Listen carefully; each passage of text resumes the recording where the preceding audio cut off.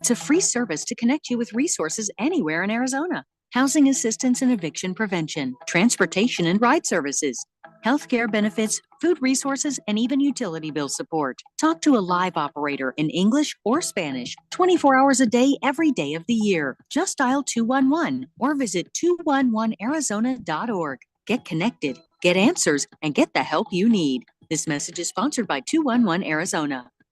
If you're rolling over your 401k to an IRA soon, but not sure if you want to go all in on this crazy market, here's what many retiring professionals are doing. How about a safe and secure IRA offering a contractually guaranteed 10% income bonus that grows 7% annually guaranteed? Your income can double in 10 years. Meanwhile, neither your principal nor your retirement income is ever subjected to a market downturn. Even if the market crashes by 50%, you get the 10% bonus. Your income keeps growing at 7%, and your principal may grow without losses, uncapped. You go up with the index, never down, forward, never back. Get a 10% income bonus with a 7% contractually guaranteed growth rate. I compare over 1,200 annuities with a fiduciary duty and can help you retire and stay retired. Guarantees rely on the financial strength of the insurer, so compare with leading annuity authority Steve Jurich now. Visit IQannuity.com, IQannuity.com, IQannuity.com. Life is challenging and ever-changing. Take control with passive income through real estate investing. Learn how. Learn now. Let Dell Walmsley and Lifestyles Unlimited's investors and mentors show you. Meet Dell's team live in Phoenix 2 days only at the Embassy Suites Phoenix Billboard. Saturday and Sunday, April 27th and 28th. Register now at GiveMeTotalFreedom.com. That's GiveMeTotalFreedom.com. Enter promo code 2024 for a special discount offer. GiveMeTotalFreedom.com. Code 2024. KQFN Tempe. Also transmitting on K25CD Phoenix 99.3 FM. K24EU Fountain Hills at 95.9 FM. 1580 and 99.3 The Fanatic. People settle down because it's time for what? Showtime. When does it start? Right now. 3, 2, 1. Let's get on with the show. Let's do it.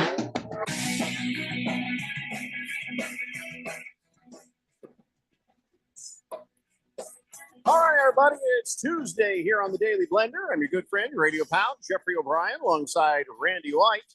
Got Keon Rose in the control room, and you guys are on the Fanatic text line, 888-368-1580, as we broadcast live in the Harmon Solar Studios in Scottsdale.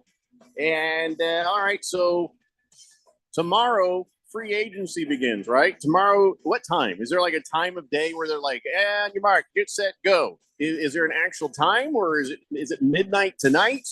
Is it noon tomorrow? I'm not sure. Whatever the case, NFL free agency officially, I believe, begins tomorrow. 3 p.m. tomorrow. Is it 3 p.m. tomorrow? I don't know. Eastern time, or is that Pacific time? Eastern time. Tomorrow. What time our time? That's what I want to know. Well, that'd be like noon our time. Or it'd be like 7:38. I don't know.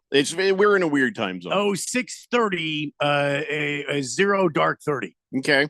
Do we have an official word, Keon? Is there a time? Yeah, it's not exactly a time because this is the legal tampering portion of free agency. So you're not supposed to, but everybody does. So just don't turn anything in until tomorrow. So the contracts don't actually get filled in and all that until March 13th is when the new league year starts, and that's 4 p.m. All right. 4 p.m., which is 1 2 p.m. our time. Right. Yeah. If it's 4 p.m. Eastern, it's 2 p.m. our time. If you say so. Unless it's next week, then it would be 1 p.m. because stupid time change. But we're not going to complain about that again. Yeah, it would be 1 p.m. All right, so we're going to talk about free agent stuff, see who's got tagged, see who's on the open market, that sort of thing in a little bit. But before we do anything else, I want to kind of bring something up. It's connected to what we talked about yesterday. So everybody's making a big deal about the fact that Dame Lillard drops 41 points, leading the Bucks to victory over the Clippers. You know, the Clippers are supposed to be really good, even without Giannis Antetokounmpo playing. Now, we talked about this, and I think I've come to a conclusion where I am right about a conversation we had. Well, it wasn't just Giannis. It was also what's his name? Doesn't matter. I disagree with your rightness. You haven't even let me say what I was going to say yet. If you're disagreeing already, I'm just saying if we're going where I think you're going, but I'll let you get there. I didn't say that the Bucks have a better team without Giannis Antetokounmpo, and than the Suns have without Devin Booker. The Bucks have a better team without Dame Lillard than the Suns do without Kevin Durant. Wow. So the supporting cast, it's not just Dame Lillard going crazy and getting 41 points. I am going to submit that the Bucks have a better supporting cast for their 2 or 3 stars. So it's Dame Lillard, Giannis Antetokounmpo. Who's the other one? Somebody said there was another one. Kevin Singleton. No, Chris Middleton. Chris Middleton. Okay. That's it. All right. So Chris Middleton would be our Bradley Beal. And Giannis Antetokounmpo would be he was hurt. Devin. Yeah, he was you hurt, can decide which one is which. Ergo, he is the Bradley Beal. I know exactly. My point is, our team is not as good as their team. Take out the stars, and that's the real team. And I'm just going to say the Suns need better support players. I don't know, because the Suns have gotten multiple 20-point games from Royce O'Neal. And the thing that helped support the Bucks throughout that yesterday was that Bobby Portis erupted for 28 points, a thing Bobby Portis doesn't normally do. You go look at the rest of what the role players did in that game. They didn't do a whole lot. No. Not scoring. No, I mean, there was a score of 113 and 41 came from Dame Lillard. And so I can't act like I didn't watch Devin Booker win games by himself or Kevin Durant win games by himself earlier this season. I'm just saying, I think maybe we just need some better supporting players. That's all I'm saying. I look, Jay Crowder. Remember Jay Crowder? He used to be on the Suns. He only had 3 points last night. I missed the Cams. Minutes. I wish we had the Cams back. The Cams? Yeah, the Cams. Cam Jordan, Cam Payne. I miss those guys. I wish we had them back. We didn't need Bradley Beal. We need them Cams back. This guy Malik Beasley. He's in the running. He's in the running to be the sixth. Malik Beasley, remember him? He was in the running to be, or he is in the running to be the 6th man of the year. He only had 6 points, or 5 points. Sorry, and as many personal fouls as he had points. I love the Suns. Don't get me wrong. I'm not trying to crap on the Suns.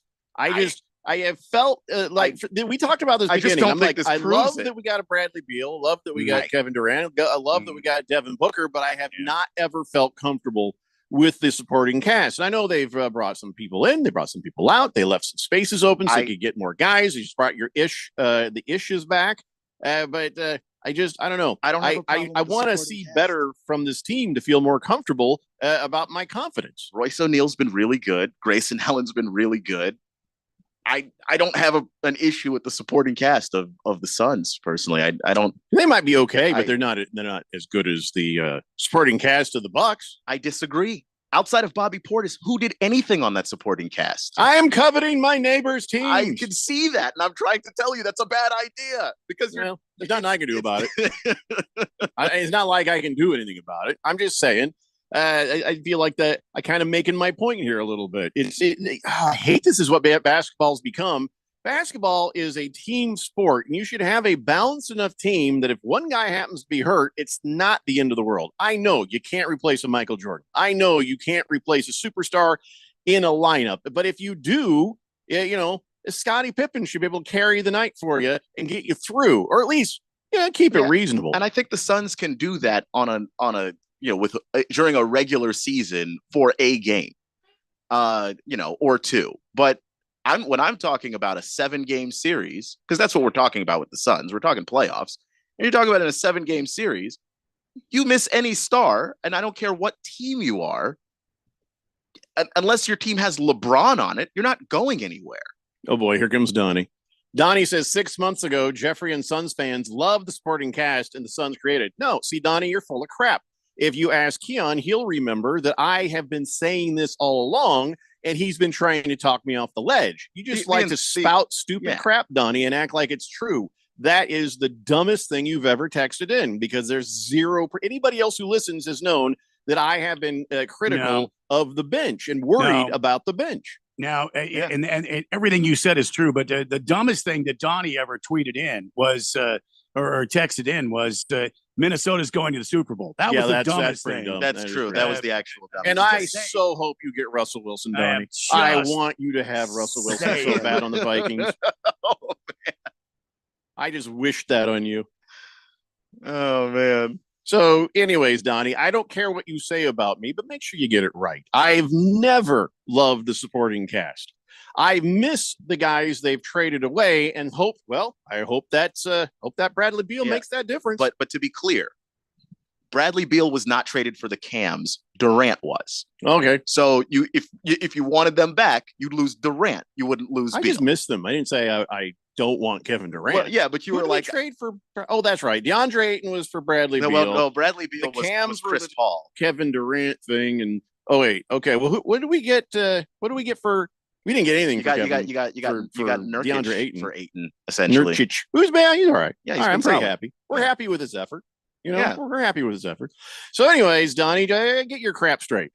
That's all I have to say about that. We actually, for Kevin Durant, we didn't get rid of the Cams. No. That's why we just sorted that out. Yeah. Wait. Yeah. I thought we did get rid of the Cams for Kevin Durant. No, they're in Brooklyn right now, where Durant was. Not both Cams. What's part of a three? It was like Mikal Bridges and Cam Johnson. It was a 3-team trade. New Jersey. No, but whatever the case, it was a 3-team trade. So it was one Cam went one way, the other Cam went the other way. I don't know how it all sorted out. My memory is foggy on this. All I know is I've never been happy with the supporting cast. So shut your face, Johnny. Anyway, so I don't know. We'll see what happens. That's like I said. That's all I can say. Suns, love you. See what happens. Keon seems confident that they're going to be perfectly okay. As long as nobody is injured. I am confident that they are a contender. that's all I'm willing to say. I don't know though. The Suns have the toughest schedule down the stretch here. We got 20 games left? Suns are playing probably the toughest schedule in the NBA down the stretch. I think you're correct about that. Hold on though. I think the Suns, look, I don't know if they stay in the 6th spot. I think they fall to the play-in. Just a bit over 20. So remaining strength of schedule, the Suns have the toughest schedule left in basketball. And there you go. With 21 games left. There you go. Mm-hmm. Well, I'm just saying, if you compare, then, all right. So what is the Bucks? What is their record right now? The Milwaukee 96-2.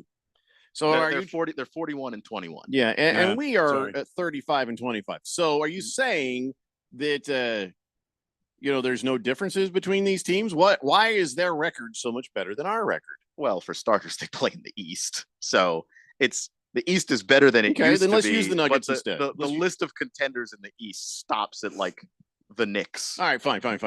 Let's talk about the Denver Nuggets, who have one good player. That's not true. Okay, I'm just saying that to be. I'm just saying that to be that way. But the Denver Nuggets, 42 wins. We got 35. What is so much better about the Nuggets over the Suns? What is the difference? I think that there is a cohesiveness with that team. They've had that team together for a long time. Nikola Jokic, Jamal Murray, Michael Porter, Aaron Gordon. These guys have been playing together for years. Mm-hmm. So they already. But they've also been very good for years. It's not like they've just built up to this. Yeah, they did it through the draft. That's it. Like if you want a team that's good for years, that's how you do it. The Suns saw their window closing and had a split path. On one path, you throw money at the problem and go out and try and get as many stars as you can to try and patch all of the holes on the ship. The other is that you kind of blow the whole thing up a little bit, kind of either complete reboot or a little bit of a reboot. And then you try and get draft capital to get players who are going to be, part of a team that you build for a while. And the Suns chose to throw money at the situation. And I don't think that that's necessarily a wrong way of doing things. It's worked for teams before, but there are risks with that. Like when you have access to stars like that, there's a reason they're available.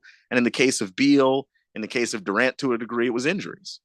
All right. Well, so we play the Denver Nuggets tonight on TNT. And, we got a bunch of guys who are injured. Nurkic he was a game time decision. And Okogie and Little are they're out. So is Devin Booker out. Those are all the guys who are out. And we're playing the Denver friggin' Nuggets tonight. You're right, Randy. This is going to be a rough 20 games, man. Yeah. Well, Ralph, I mean, from Harmon Solar says Lakers pass up the Suns in the next 2 weeks. Stop. Well, here we go. Stop. Here we go with his crazy, a crazy eyed, fortune cookie type of calls again. Ralph, let me just remind you, your team with all your stars healthy get beat by lesser teams. So I don't think you've got much to say right now. They won last night. That doesn't. I don't care if they won last night or they 7-3 in their last two. My point is, the Lakers ain't so good. Even with all of their stars intact, you ain't so good, Ralph. You ain't so good. 7-3 in their last. Shut up. Pinocchio says Celtics in 4. Insert any team here. What? He's basically saying the Celtics are unbeatable. I wouldn't say they're unbeatable, but they are looking like the best team in basketball right now. So, oh yeah, I mean they've got but 8-game lead over the Bucks. Let's look at that team. So tell me about that team. Give me the pitch on how they built that team and who the superstars are, and we can look at that team and say, we should do those things if we want to succeed. I mean, it's a similar thing with the Nuggets. They built through the draft. No, not the Nuggets. We're talking about the Celtics. The Celtics. But I'm saying it's a similar thing as with the Nuggets for them. They built through the draft. They drafted Jason Tatum. They drafted Jaylen Brown. They did make a trade for Drew Holiday, which I think helps. And then they were able to get a trade with the Wizards to get Porzingis, which I think is the key that's really putting them over the top. Porzingis, kind of an injury guy too, but when he's out there on the floor, he makes a difference as a defender because he's legitimately 7 feet tall. And he was the original unicorn before we got all obsessed with Wemby. Porzingis was the guy that was, supposed to maybe blow up on the scene, but he always had the injuries is kind of the problem. But he's a great shooter. He's a great passer for a big guy. I think that, again, over time, they've slowly built this team, but they've had Brown and Tatum as their core. This is kind of why I go back to missing the cams. Like we were building something in the way you just described. It felt like we were building something with these guys, and then all of a sudden we're hitting panic buttons. And it wasn't necessarily a panic button. I think Matt Ishbia came in, and I think he wanted to make a splash right away. And so that's his prerogative. That's just kick the chair out from underneath the future a little bit there, didn't he? Yeah, but I think he wanted to make the aggressive move to try and win now. And I appreciate that, but with a hurt guy, I don't know. But his mindset's always been that kind of risk taking, like in all his businesses too. Yeah. So here we are. Swazman says, Jeffrey, I miss Sean Marion, Sir Charles, Danny Ainge, among the others, even Steve Nash. They've got talent, but not enough down the bench. That's kind of what I'm saying. Baker's Cocky Hen says, can you really trust Jason Tatum to show up consistently to even win 4 games? Baker's Cocky Hen says Boston is overrated. I can understand that take. Like I think you can trust Tatum, but he does have games in the playoffs where you're like, oh, that's right. He scored 8 points today, and they really needed him to score just double digits, not even go crazy. And he just didn't. Sometimes he takes his foot off the gas. I'm not sure why. And I'm not convinced about Jaylen Brown in the playoffs until I can see him legitimately drive to his left without losing the ball. There's just something about him where it's like, man, work on your handles. I need you to be able to go left and right. And because in the playoffs, when teams focus in and they've got to see you multiple times in a row and they know you can't go left, that's a pretty big problem. But I still think the Celtics are really damn good. Do you think the Minnesota Timberwolves are going to make Anthony Edwards wear one of those Apple AirTags now? Because I guess the other night he wasn't there on time. He was late for his job. I guess what happened was he says, I lost track of the time. And I guess he was doing some resistant band work outside of the team locker room and just didn't realize what time it was while everybody else got on the court. And I don't understand. Why didn't somebody go find him sooner than this? Yeah. Because they ended up having a delay of game violation because they had to replace him with somebody else. It's like you're standing there ready for a tip off. They're like, wait, where's Anthony Edwards? I mean, he's a starter. He should be out here. Shouldn't your organization have gone and gotten him sooner than this? He is the best player on your team. I think you'd notice him insane. missing. Yeah, especially since he wasn't like playing video games or something. He was working out. Somebody could have been, hey, Ant, we got to get on the floor. I don't know. I have no idea. Is that what they call him? Keon, his aunt? Some of his teammates do. They call Anthony him Edwards, Ant? Ant. Yeah, that's not uncommon. His nickname's I would have Ant-Man, called him like so. Tony or something. I imagine somebody Tony. maybe calls him Tony. But No, Ant? whatever you call him something earlier, because he ended up checking into the game with 11:25 remaining in the first quarter. And, he showed up, he played his game, he made some points, but whatever. The point was, where the hell were you? Why weren't you here? And you're over there doing your band thing. Does he have no friends? Does he have nobody kind of like, oh, where's Anthony? I don't know. It just seems really weird that he would just slip through the cracks of their consciousness like that. I don't know. There has to be a trainer or something that was just like, hey, has anybody seen Anthony or know where he is? Well, Donnie says Anthony Edwards just had a kid, so it's either that or he had to poop. No, he was just over there playing with rubber bands going. Well, he wasn't playing. You know what I mean. It's an exercise. Like I if you're trying to warm up your muscles before so you don't tear something. I know. I just don't take people seriously when I see them working out with a rubber band. I mean, I know. I know. It's a legitimate thing. I know. I know. But I see it and I just, really? Okay. I just don't take it. I mean, I get it, but it's just weird. Baker's Cocky Hen says Anthony Edwards Spicoli. Lost Toby says checking in from Scottsdale Stadium. Okay, well, Scottsdale Stadium is that? Oh, it's spring Giants. training. Yeah, Home of the Giants. Yeah. Oh. Thank you, Lost Toby. You are not required to check in, but okay, you take a picture. Let me see what you're seeing. As long as you're not in the men's room. If you're like watching the field, that's what I'm talking about. All right, listen, we have to take a break. When we come back, we got some more NBA for you. We got some Major League Baseball on the way and a bunch of other weird crap. It's a Daily Blender here on 1580 The Fanatic. This is Brent Musburger's Action Update on 1580 and 99.3 The Fanatic. Get insights into the sports betting market with VSiN's betting splits. See where the money is and keep updated on how the market is reacting. Only at VSIN.com. Now, here are the latest lines from my guys in the desert. NBA, the Phoenix Suns are in Denver tonight to take on the defending world champion Nuggets. Phoenix, a 9.5-point road underdog tonight, minus 112 against the spread, plus 360 on the money line. Denver, minus 108 with those 9.5 points, minus 460 on the money line. And the over-under in the Mile High City tonight, 223.5. Also tonight, Dallas home to take on the Indiana Pacers. The Mavericks favored by 4.5 points, minus 176 on the money line, while the Pacers plus 148 with an over-under in Dallas of 247. I'm Tony Desiri with your VSiN Action Update on 1580 and 99.3 The Fanatic. Can't sleep with this cold. Honey. Honey? Honey. You need NyQuil Severe Honey. NyQuil Severe Honey gives you powerful cold and flu symptom relief with a dreamy honey taste. Feeling better, honey? Honey?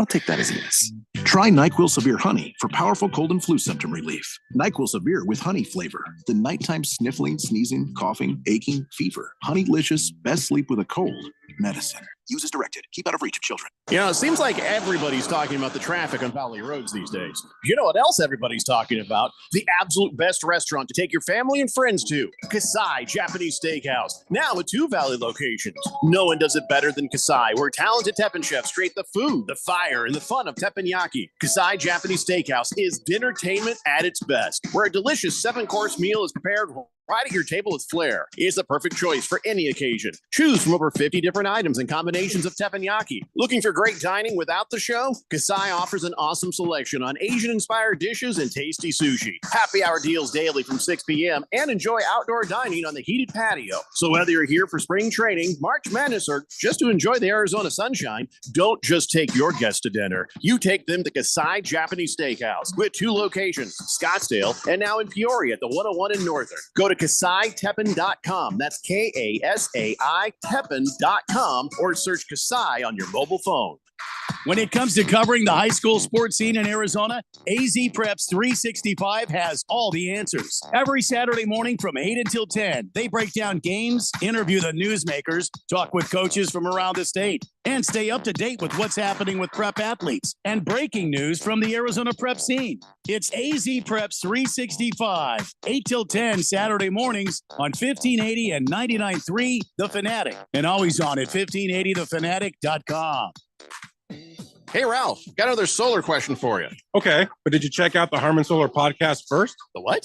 The Harmon Solar podcast. We put new episodes up twice a month that teach you all the things you ever wanted to learn about solar. We discuss things like how solar works, the roofing, sales process, demand management, everything solar. Show like this needs some real smart thinkers, huh? Well, yeah. So you got some really great guests then, huh? Almost every show. Is it on Spotify? Yep. iTunes? Yep. Just search it everywhere. It's the Harmon Solar podcast. Go check it out at harmonsolar.com. Grand Canyon University basketball is back for another exciting season. After advancing to March Madness in 2 of his 3 seasons as the head coach, Bryce Drew brings a team to the court this season, picked to win the conference once again, and led by first-team All-WAC selection Gabe McLaughlin and WAC preseason Player of the Year Ray Harrison. Check out the schedule at gculopes.com to find matchups with San Francisco, DePaul, Liberty, and last year's national championship runner-up, the San Diego State Aztecs. Join me, Michael Potter, and Lopes insider Paul Coro all season long right here on The Fanatic, the home of Lopes basketball.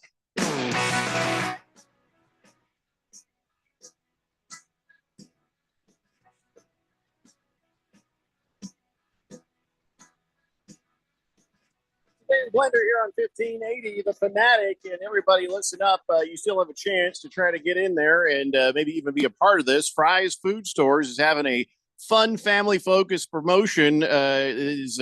Really, you could win some serious stuff here. 5 pit crews, groups of 2 to 4 people are going to be selected to compete in a NASCAR decorating competition this Friday. Grand prize winning car is going to be selected by Daytona 500 winner and Kroger driver Ricky Stenhouse Jr. himself.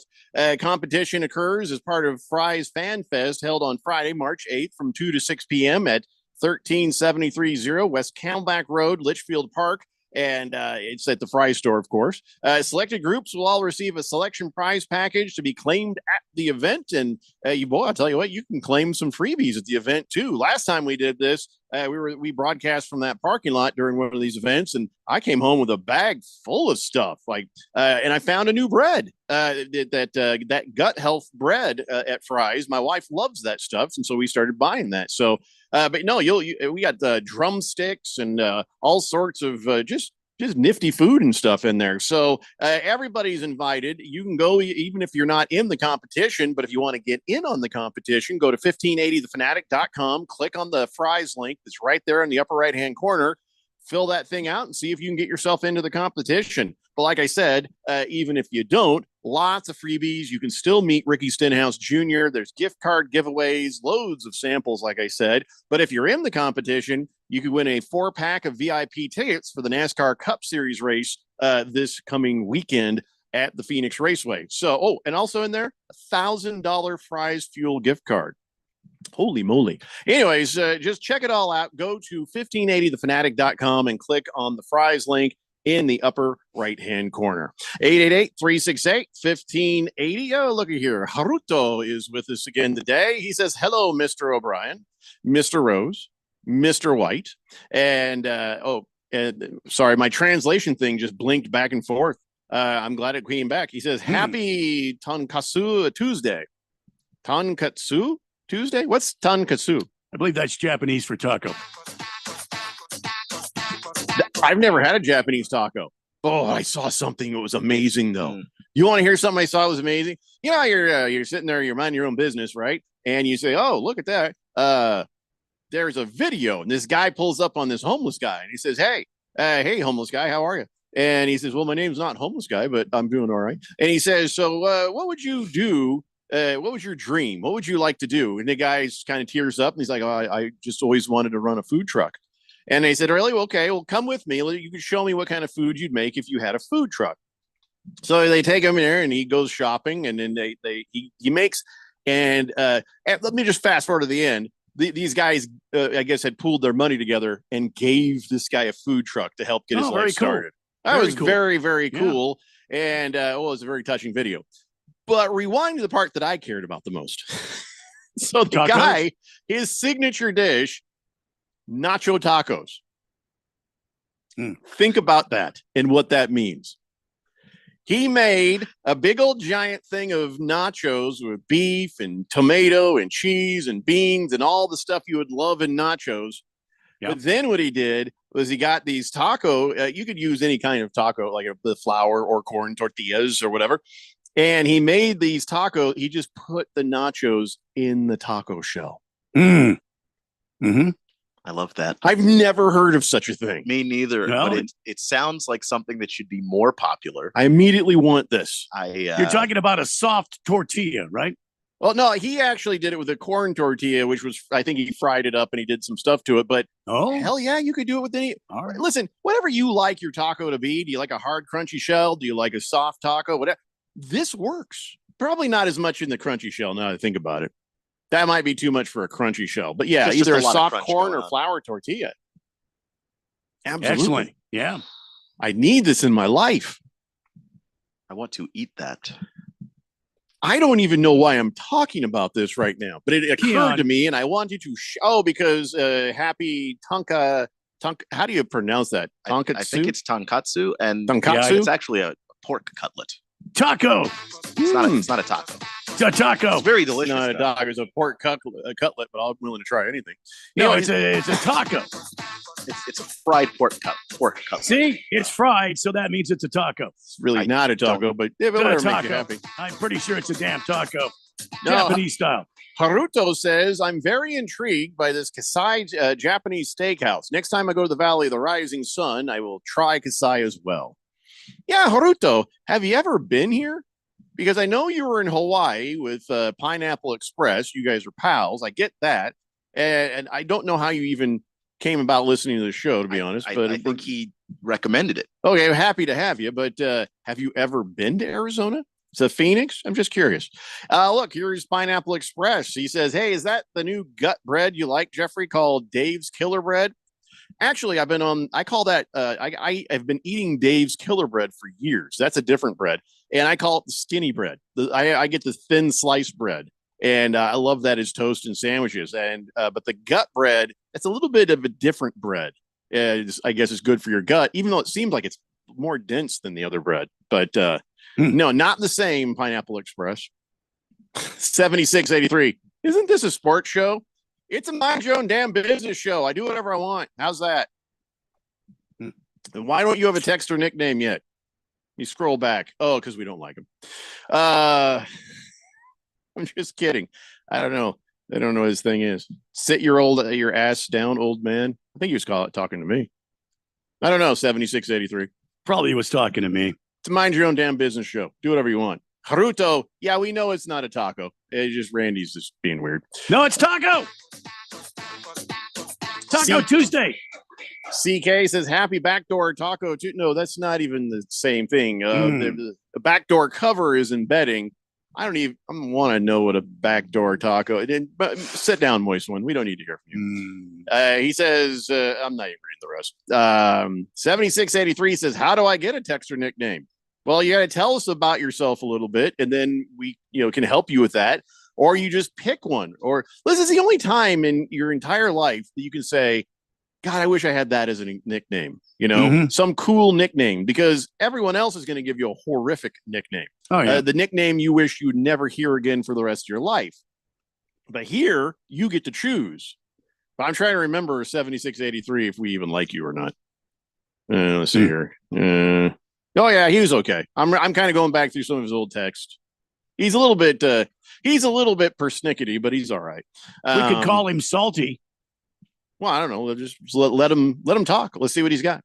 Hey, 9747, another new texter, says the Suns built through the draft as well. They found better choices than Halliburton, Doncic, SGA, Fox, Sabonis, and Murray. Did we really? I think that's being sarcastic. Yeah. I feel like that's sarcastic right there. So I guess we'll just call you Mr. Sarcasm. 9747. 7683 says thoughts on Marco Bellinelli's career.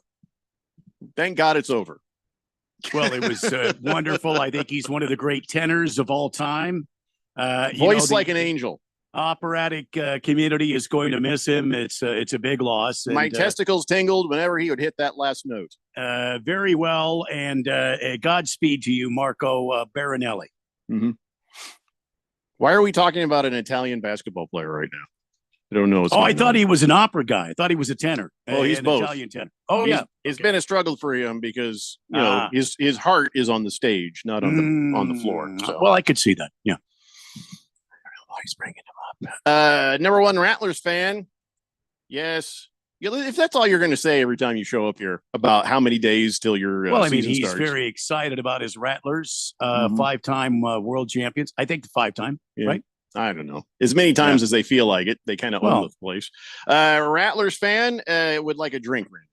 And he's getting ready to Absolutely. go play some craps. Oh, that's right. Number one Rattlers fan is like a professional craps player. So, what kind of drink do you want there, Rattlers fan? Do you want Something me to- crappy. Oh, crappy. Let's see here. Let's a little ice here and a little mixture of this. Oh. And a little pour of this. CK wants to clarify. He meant backyard taco. He didn't mean to type backdoor taco. There you go, Rattlers fan. That should make you crap pretty good. And by the way, he says 6 times champions. 6 times. Sorry. I feel like going forward, if you apologize. own another team, yeah, kind of just I don't know about the. Well, he you doesn't. know. His wife does. Oh, I see. Like that's not his team. That's kind his of like wife's team. the old owner of the Washington Commandos. His wife was running the place when he. Right. Yeah. I get it. Right. Oh, sure. Yep. And therefore he wasn't running it naturally. Doesn't sound shady at all. Haruto says, yes, I've been to Phoenix before. I came to the Phoenix Open once to watch my friend Hideki Matsuyama win the Oh, he's Phoenix my Open. guy. He's my guy. Back in Hideki. 2017 was a lot of fun. Yeah. Hideki Matsuyama. I love him. Oh, if you'd have been there the next year, we all could have met because I don't think I don't. Did we do the Phoenix Open our first year in 2017? I think it was the next year in 2018. No, wait. We did. You and Eric were out there. Our old friend Eric. Thought we weren't ever going to say his name again. I'm sorry. Swazman says, you're right, Jeffrey. My nickname is Swaz from my fake last name, Swazinski. So that's how I got my texter nickname. Tell the unknown texter that Randy does have a big list. I didn't want to bring up the list too soon. I want the guy to have his own sort of thought processes. And then if he needs help, then we go to the standby list. The Jet would like a drink too. What kind of drink? Just a beer. He says, I don't have anything witty to say yet today. So all right, the There you beer go, will Jet. help. There Give me you some go, Jet. time. I'll come up with something, he says. There it is. Desert Llama. Is this, should I say Desert Llama or Desert Yama whenever I say his name? I think it's Llama. I like Yama. Desert Llama says, speaking of tacos, if anyone is ever around 43rd Avenue in Peoria, there's a Taco Tuesday event every week with some of the best birria, chicken, pastor, asada tacos. Doubles as a car meat as well. Ooh, that sounds fun. I Oh, like no cars. kidding. Where at? He said at 43rd Avenue in Peoria on Tuesdays. So you get some of the best tacos in the valley and get to check out some awesome cars. Oh, nice. What time is that happening? What is that event? It's happening on Tuesday. I don't know what time, but he might tell us what time. All right. Oily Stool says, are the Arizona Rattlers similar to our to Edmonton Elks CFL No. team? Similar quality of football? No, indoor football. This is indoor. Hmm. Think of a hockey rink and playing football on a turf field on a hockey rink. Trying to, you know what? I never thought to compare the CFL to indoor football. Probably the indoor football might be more fun than Canadian football, just Well- because it's faster paced and played by Americans. And You know. oh man, but it is faster paced because the field is also smaller. It's not as wide and Yeah. it's not as long. And so I there's think boards, and you can Yeah. just crash the guy into the boards like in hockey, which is fun. Which is Oh, yeah. fun to see live. Yeah. The Canadian Football League, I think the field being wider and there being just 3 downs instead of 4 kind of slows the game down a little bit. So I wouldn't say that they're similar. Did someone say Canadian football? Yeah, I know. Sorry. 7683 says, watch your mouth. I don't know what that one was about. And so I've said a lot of things in the last 5 very minutes. aggressive and Yeah, just not Again, necessary. Salty. Never going to watch my mouth. He says, Stockton or Curry? Who gives a crap? Hideki, the GOAT Asian. So Hideki is the goat of all Asians? Don't know if that's true. And then he says, The Rock played Canadian football. Yeah, well, there's a reason for that. Because he wasn't very good. And he was injured. He couldn't play the NFL. Right. Oily Stool says, damn, some Canadian on Canadian crime there by Jeffrey. Aren't you Canadian? I'm not Canadian, and you know it. It's some dumb thing that Randy says. No, that's not true. If you look this up, you can find that Jeffrey is. O'Brien. I don't is understand Irish. why you think this is funny. However, his family grew up in the Canadian. 0% true. Saskatchewan. Oregon is not. Oh no, I think Canadian. Saskatchewan. Yeah, no. You what you did was you migrated down from Canada to Oregon. Yeah. Thundersnow says the co-host who shall not be named was just named. The end is near. It might be. No. Desert Llama says every Tuesday starts at 7 p.m. to 10 p.m. for the Taco Tuesday event at 43rd Avenue in Peoria. I'm gonna have to grab Miss Kim and take her out there. Of course, I might just have to grab Miss Kim. Yeah, that's great. Anyway, so now we're caught up. Can I get back to doing what we're doing here? I don't have a name for 7683 yet because he hasn't suggested one. Salty. He says, I'm umpiring a high school baseball game in 10 minutes. Should I fix the game and make bets with the parents? You said that good God, back in February 13th, you said that about a third grade basketball team. I'm just gonna. We should just name him. Come on, Blue. Salty Blue. Salty Blue. There you go. You're like Salty that. Blue unless you come up with your own text or nickname. Salty Blue. Come on, Blue. He says, that's fire. I don't want to give you what you want just because you said that's fire. Now I feel like I don't want you to have this. This must be a young person. Not if he's umpiring, no. Is that something that young people say that's fire, right? That's fire. I mean, I haven't heard it in a while. Maybe you heard it from our Smithsonian vodka commercial. What was it? Oh, yeah. No, wait, it Oh, was the Shakespeare Pluto. vodka. That's Now it. he says, shut up. Mm. Fighting with me is never going to get you what you want. Yeah, that's the thing. No, it's not is going to work. The person who controls how Shut your up, texts boomer. are read and when your texts are read. I like unnamed texter's idea. You should name him Tim Donahue. Yeah, I might. Just might. He's trying to fix things for money. But you keep going with that. Like your texter nickname might be Boomer, so that people can tell you to shut up, Boomer. I'm just saying, Salty Blue. That's the Salty level of Blue. Come on, vindictiveness we're Blue. dealing How with about here. Boomer Blue? Or the Blue Boomer. The Blue Boomer. Come on, Blue. Have an idea. That's what I'm going to do. You're the Blue Boomer unless you come up with something better. And you have like till the end of this next commercial break. This is where you learn who has the power. Yeah, pitter patter. Let's get at her. Ooh, Oily Stool says there's a lot of Irish that immigrated to Canada during the Great Potato Famine. I bet you got some Canadian in you, Jeffrey. You're very friendly like us Canadians too. Oh, well, you don't know me very well. How do long you? have you been listening to this show? If you look at Jeffrey's, he says in Oregon, but really he came from Canada shut up, to Randy. Oregon, and then he This moved is the down here. dumbest thing South. you've ever It's done a on the show. southward progression. I don't even know how to jump on the bit because I just can't. It's just dumb. I don't understand where to jump in. The Jet says we should call them salty nuts. Nah, I don't think we're going to do that. Yeah. He wants to know now, 7683 says, can we do a boxing match? Oh, brother. I mean, I had better hope for his ability to have wit. Yeah, he's like, I'll whoop you, old man. You know what? If you want a boxing match, you call up Jake Paul. I hear he's fighting anybody, even if you don't know who they are. Maybe find him. He called out a Navy SEAL. I think it's over for Jake Paul. I don't think we're going to give this guy a name now. I think we're not going to give 7683 a name. If he wants Call to him threaten to fight me. Salty Blue. I ain't calling him anything. You get no name because you just threaten me. That's what you get. Nothing. You get nothing and you like it. Big George says, interesting strategy. Insulting the guy who reads your text, new texter. So, yes, 7683 says, I'm sorry. I'm just a bad person. And I also have questionable tastes in women. And catchphrases. Yeah. If we're honest. I just made all that up. I can make him say anything I want. 7683 doesn't understand. We got to take a break. We come back. Let's talk about who should get blamed for Ben Simmons' issues. Ben Simmons is Ben Simmons. Doc Rivers should. No, probably not Doc Rivers. It's the Daily Blender here on 1580 The Fanatic. Hey everyone, it's Joe Montana. Spreading the word about pneumococcal pneumonia, a potentially serious bacterial lung disease that can be life-threatening. If you're 65 or older like me, you're at increased risk. So, what's the game plan?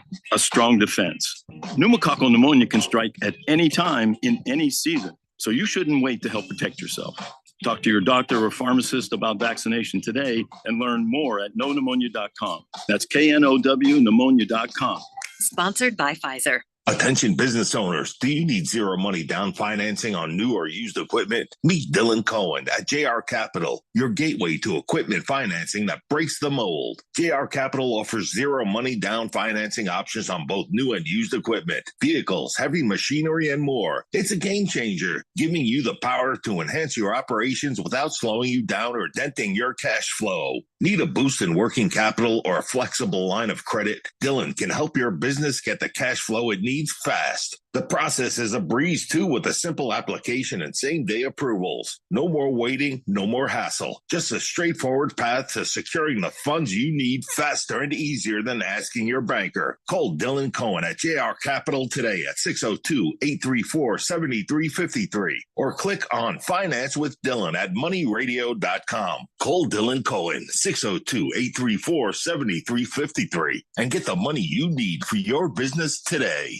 You know, it seems like everybody's talking about the traffic on Valley Roads these days. You know what else everybody's talking about? The absolute best restaurant to take your family and friends to, Kasai Japanese Steakhouse. Now with 2 Valley locations. No one does it better than Kasai, where talented Teppanyaki chefs create the food, the fire, and the fun of teppanyaki. Kasai Japanese Steakhouse is dinnertainment at its best, where a delicious 7-course meal is prepared right at your table with flair. It's the perfect choice for any occasion. Choose from over 50 different items and combinations of teppanyaki. Looking for great dining without the show? Kasai offers an awesome selection on Asian-inspired dishes and tasty sushi. Happy hour deals daily from 6 p.m. and enjoy outdoor dining on the heated patio. So whether you're here for spring training, March Madness, or just to enjoy the Arizona sunshine, don't just take your guests to dinner. You take them to Kasai Japanese Steakhouse with 2 locations, Scottsdale and now in Peoria at the 101 in Northern. Go to KasaiTeppen.com. That's Kasai Teppen.com or search Kasai on your mobile phone. The Valley of the Sun will roar to life this spring. This ought to get pretty wild here. Why is that, you may ask? Because NASCAR is coming to Phoenix, and it's going to be a weekend of good vibes the whole family won't forget. The best-in-class fan experience meets racing's toughest drivers for 3 days of action on and off the track, all surrounded by the beautiful Estrella Mountains. NASCAR weekend at Phoenix Raceway, March 8th through the 10th. Get your tickets now at phoenixraceway.com. If it's local, we talk about it. 1580 and 99.3. The Fanatic.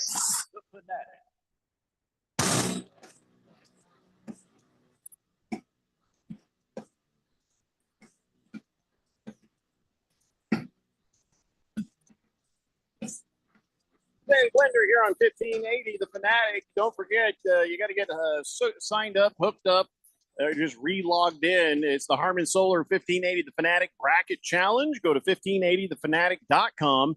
Join our CBS Sports platform right there. You could win $1,580 from our friends at Harman Solar, or a big fat gift card from Kasai Japanese Steakhouse for second place.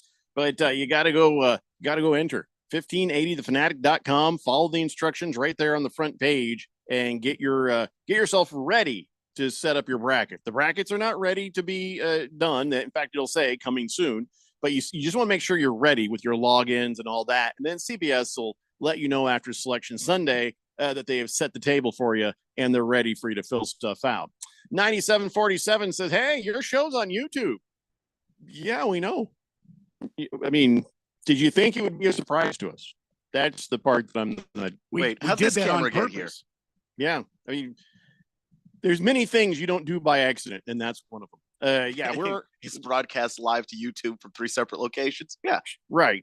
So you can watch us on your TV through the YouTube if you feel like you wanna. First, we're a radio show. After that, then I guess we're like TV for super poor people.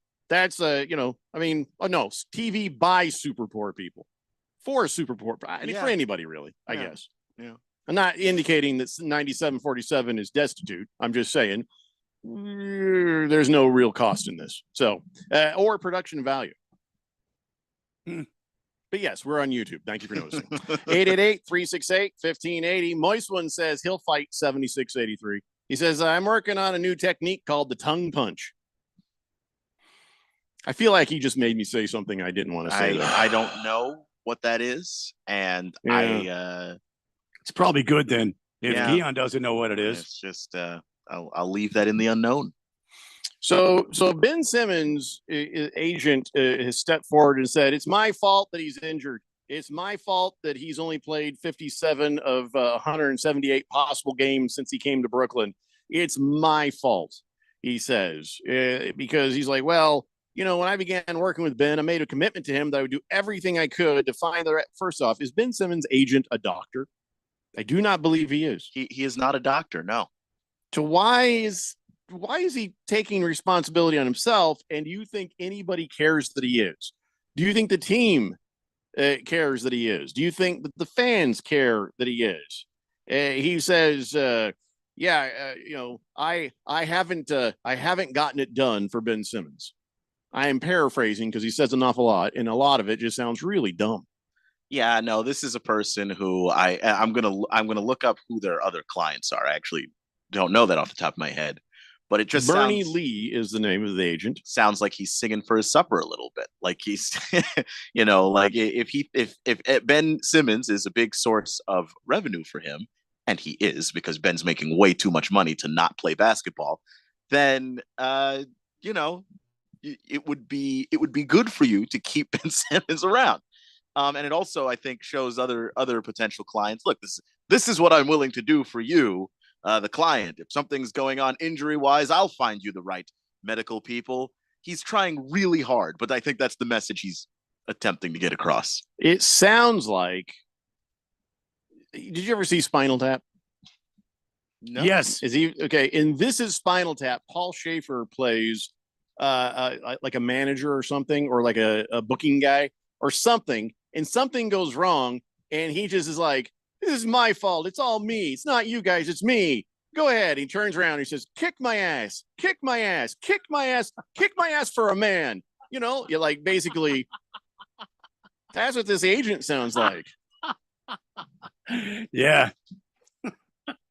Go ahead. Kick my ass. Yes. Yeah. Now he's got Jimmy Butler. Yeah, there's a lot of names after that I don't quite recognize. Yeah, but he's got a jazz player, Chris Dunn, Justin Holiday, who's way deep on the bench for the Nuggets. Yeah, I think he doesn't have the strongest list of clients. I think he's trying to build himself up, and he's doing. So you're saying his meal ticket is Ben Simmons currently, and he's. I'm guessing. By the way, this is just 100% speculation, but just. You're trying to show that you're willing to go above and beyond what even other agents are willing to do. Something's not working out for you, even medical stuff. I don't know that that's a promise he can actually fulfill, but once you're his client, he's going to try. So the Jet and Cheesehead Bill are trying to get me to look that up, what was said earlier. I'm not looking it up. Nice try. Just no. Oh, Lost Toby sent some pictures. He sent a picture of him and his gal out there at spring training for the San Francisco Giants. Hey, that's pretty good beard, Lost Toby. That's a pretty good manly beard right there. Yeah, that's manly. You guys can't see it, so you just have to trust me on that. We can't see it, so we're gonna have to trust you. So, anyways, Ben Simmons' agent. It just doesn't help Ben Simmons that he's out there saying all this. I don't think that anybody is going to take that as like a doctor's note. Please excuse Ben Simmons. His agent says he didn't get him a good doctor. So my question is, Ben Simmons has a history. It goes back to when he was with Philadelphia. He's had some mental health issues as well as physical injury. So So can I ask the question that's begging to be asked here? Why in the world would Brooklyn take him on and pay him so much money to basically play? What did it? 5 games? Hope. Was it 5 or 6 games? Yeah, it's hope. They were hoping that his mental health issues sort of getting under control, that he would be able to bring something to the team, not anticipating the physical injuries that he might get. Well, I mean, later. after that fiasco with Philadelphia, if I'm the owner of Brooklyn, I'm like, well, but hell no. But part of it too was that they had James Harden, and James Harden was doing the James Harden thing. I don't want to be here anymore. How do I make life miserable for everyone here until the day I get traded? So they were up against it because it's like Ben Simmons or James Harden. Well, if you have Ben, he may not play, but he's also not going to make life so difficult for everyone around that you're actually slowing down the progress of young players who need development and all of those things. You don't want him being that kind of role model in the locker room. I'm not saying anything adverse about Ben Simmons, I'm not certainly not making fun of his mental health. I'm not saying that at all.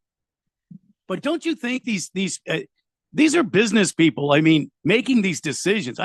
James Harden's was a pain in the patootie, but you brought in Ben Simmons and you're paying him how much?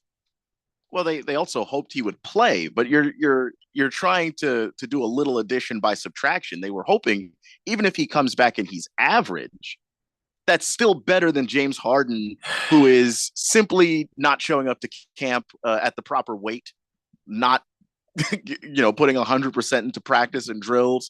That stuff you can't do anything with a guy like what Harden was doing. Well, with Simmons, you're just kind of hoping he gets healthy. But Simmons for Harden? The contracts have to match.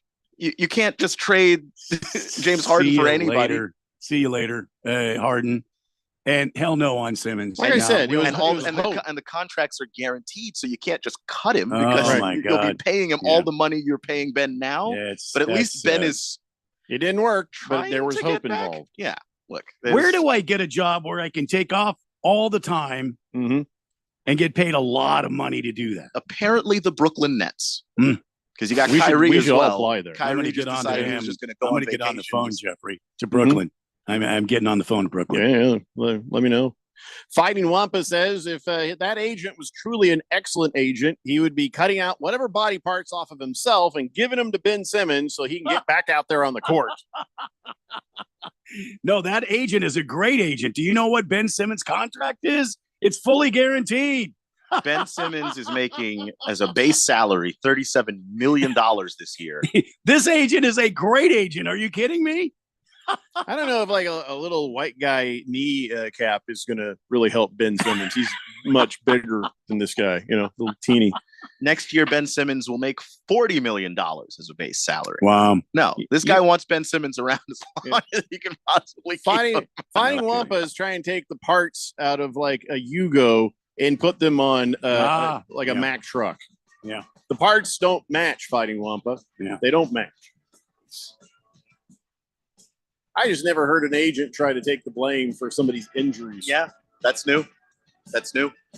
Big George says, I've learned that everything Moist One says is dirty. He once mentioned how delicious chili rings were, and I innocently looked it up. Oh, I wasn't here for that. Why would you do that? It sounds bad. Why do you even... Sound like chili onion rings or something. I try to warn people who are maybe innocent-minded, but I don't know everything. And some of that stuff, like if Moist One says it, don't Google it. That ought to just be a hard and fast rule. Yeah, and maybe don't repeat it later either, George. So that other people go, All right, guys, that is 1 hour down and 2 to go. Come on back. It's the Daily Blender here on 1580 The Fanatic. When you wake up well-rested on a great mattress, everything becomes clear. I do overthink everything. Things you missed when you were tired finally reveal themselves. I should just get fake plants. It's the President's Day sale at Mattress Firm.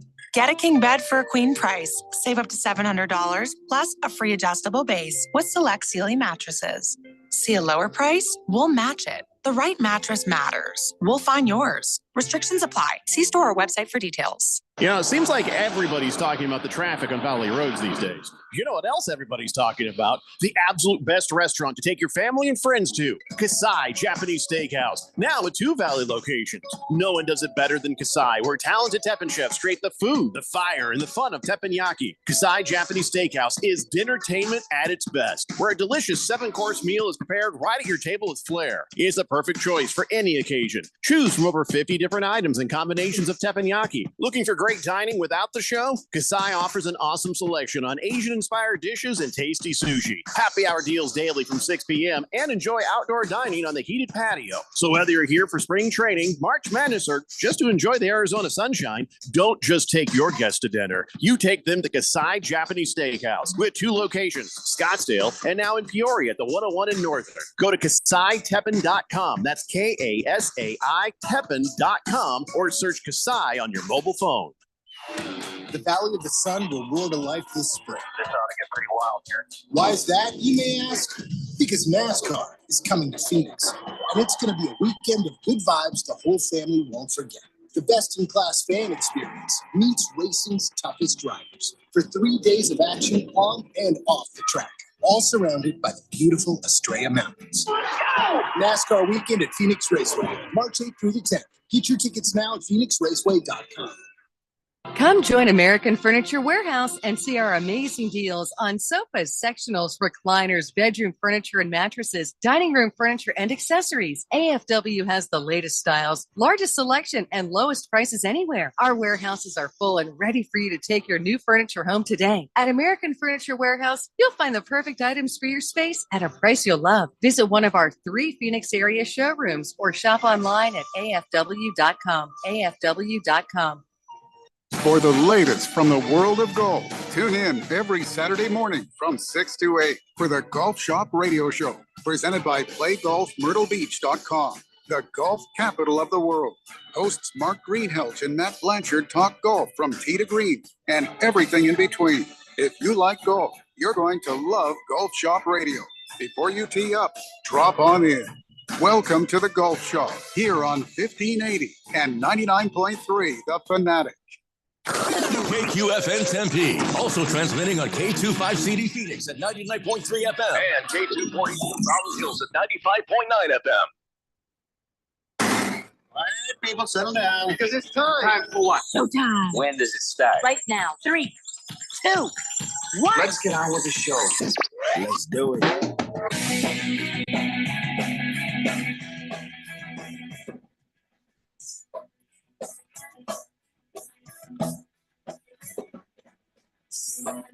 All right, everybody, it's 4 o'clock here on the Daily Blender, and your good friend, your radio pal, Jeffrey O'Brien, alongside Randy White.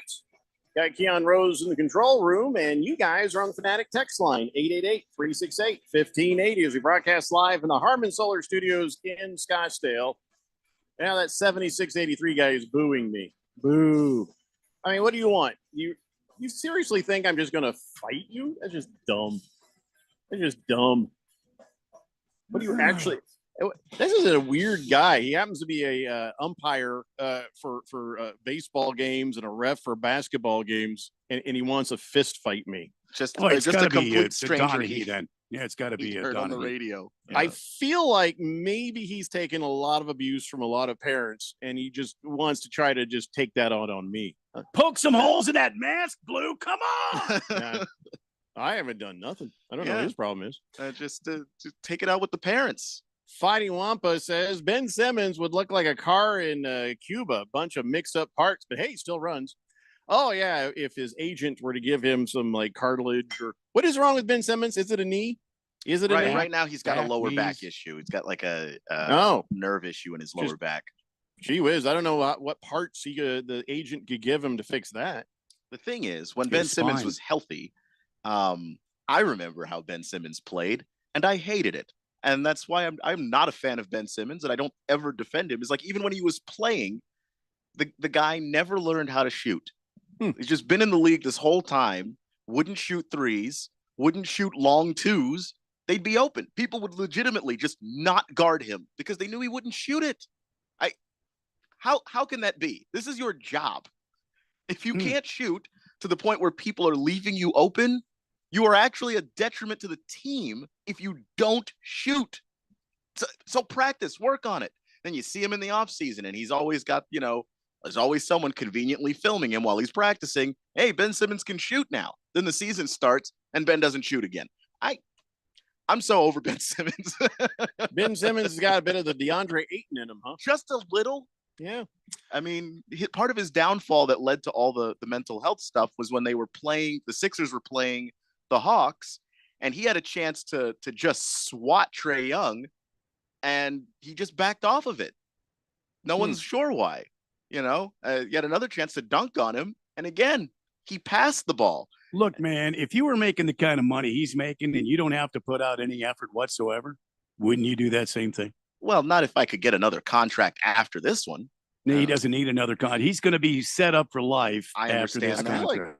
That's the wrong answer. I think the answer is they're paying me an awful lot of money. I may as well give them the best effort I can. Oh, I agree 110%. But I mean, Ben Simmons seems like the kind of person that he's just there making his money, and then he's going to go away when the contract's over. You won't see him again. If you were paying me $30 million a year, I would like that to keep coming. See, I would do whatever it took to make sure that I kept making $30 million a year. That's all of us. That's all three of us. But Ben Simmons, apparently, that's all he needs. He doesn't need anything else.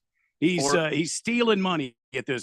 He's doing a legal armed robbery right now. I don't know if he's doing what Randy just said, where he's just like, yeah, I've made the money that I want, and now I don't have to work very hard. Or if he's got the delusional DeAndre Ayton gene, where Ayton legitimately thinks that there's another contract coming for him, and there isn't. There is not. He may get another one, but nothing that looks like what he got the first time round. Yeah, there is free agency and sadness on the way for DeAndre Ayton. Yeah, so I hope he's saving his money and spending it well, because there's not a second one of those, not for him.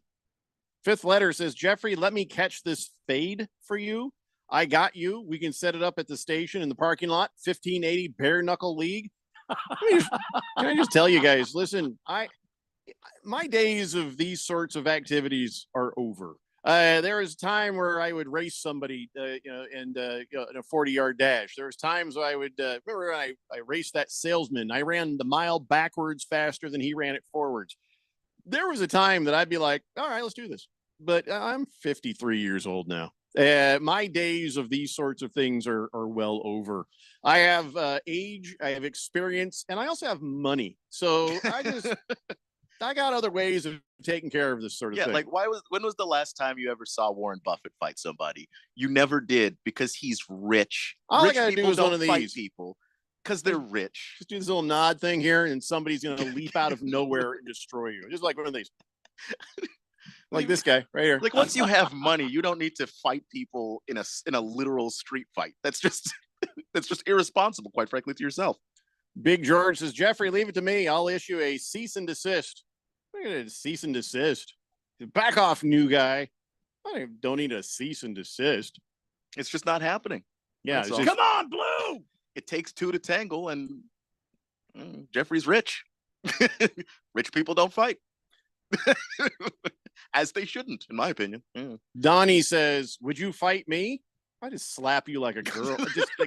Just get out of here. I've met you. I'm not worried about my chances with you, Donnie.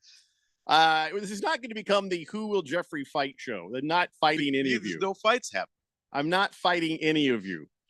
Fifth letter says, Blender Nation's got you. Just give me the word. Are you saying you're going to fight a guy for me, fifth letter? I really don't feel comfortable with that. It's just, I appreciate that. But no, I don't.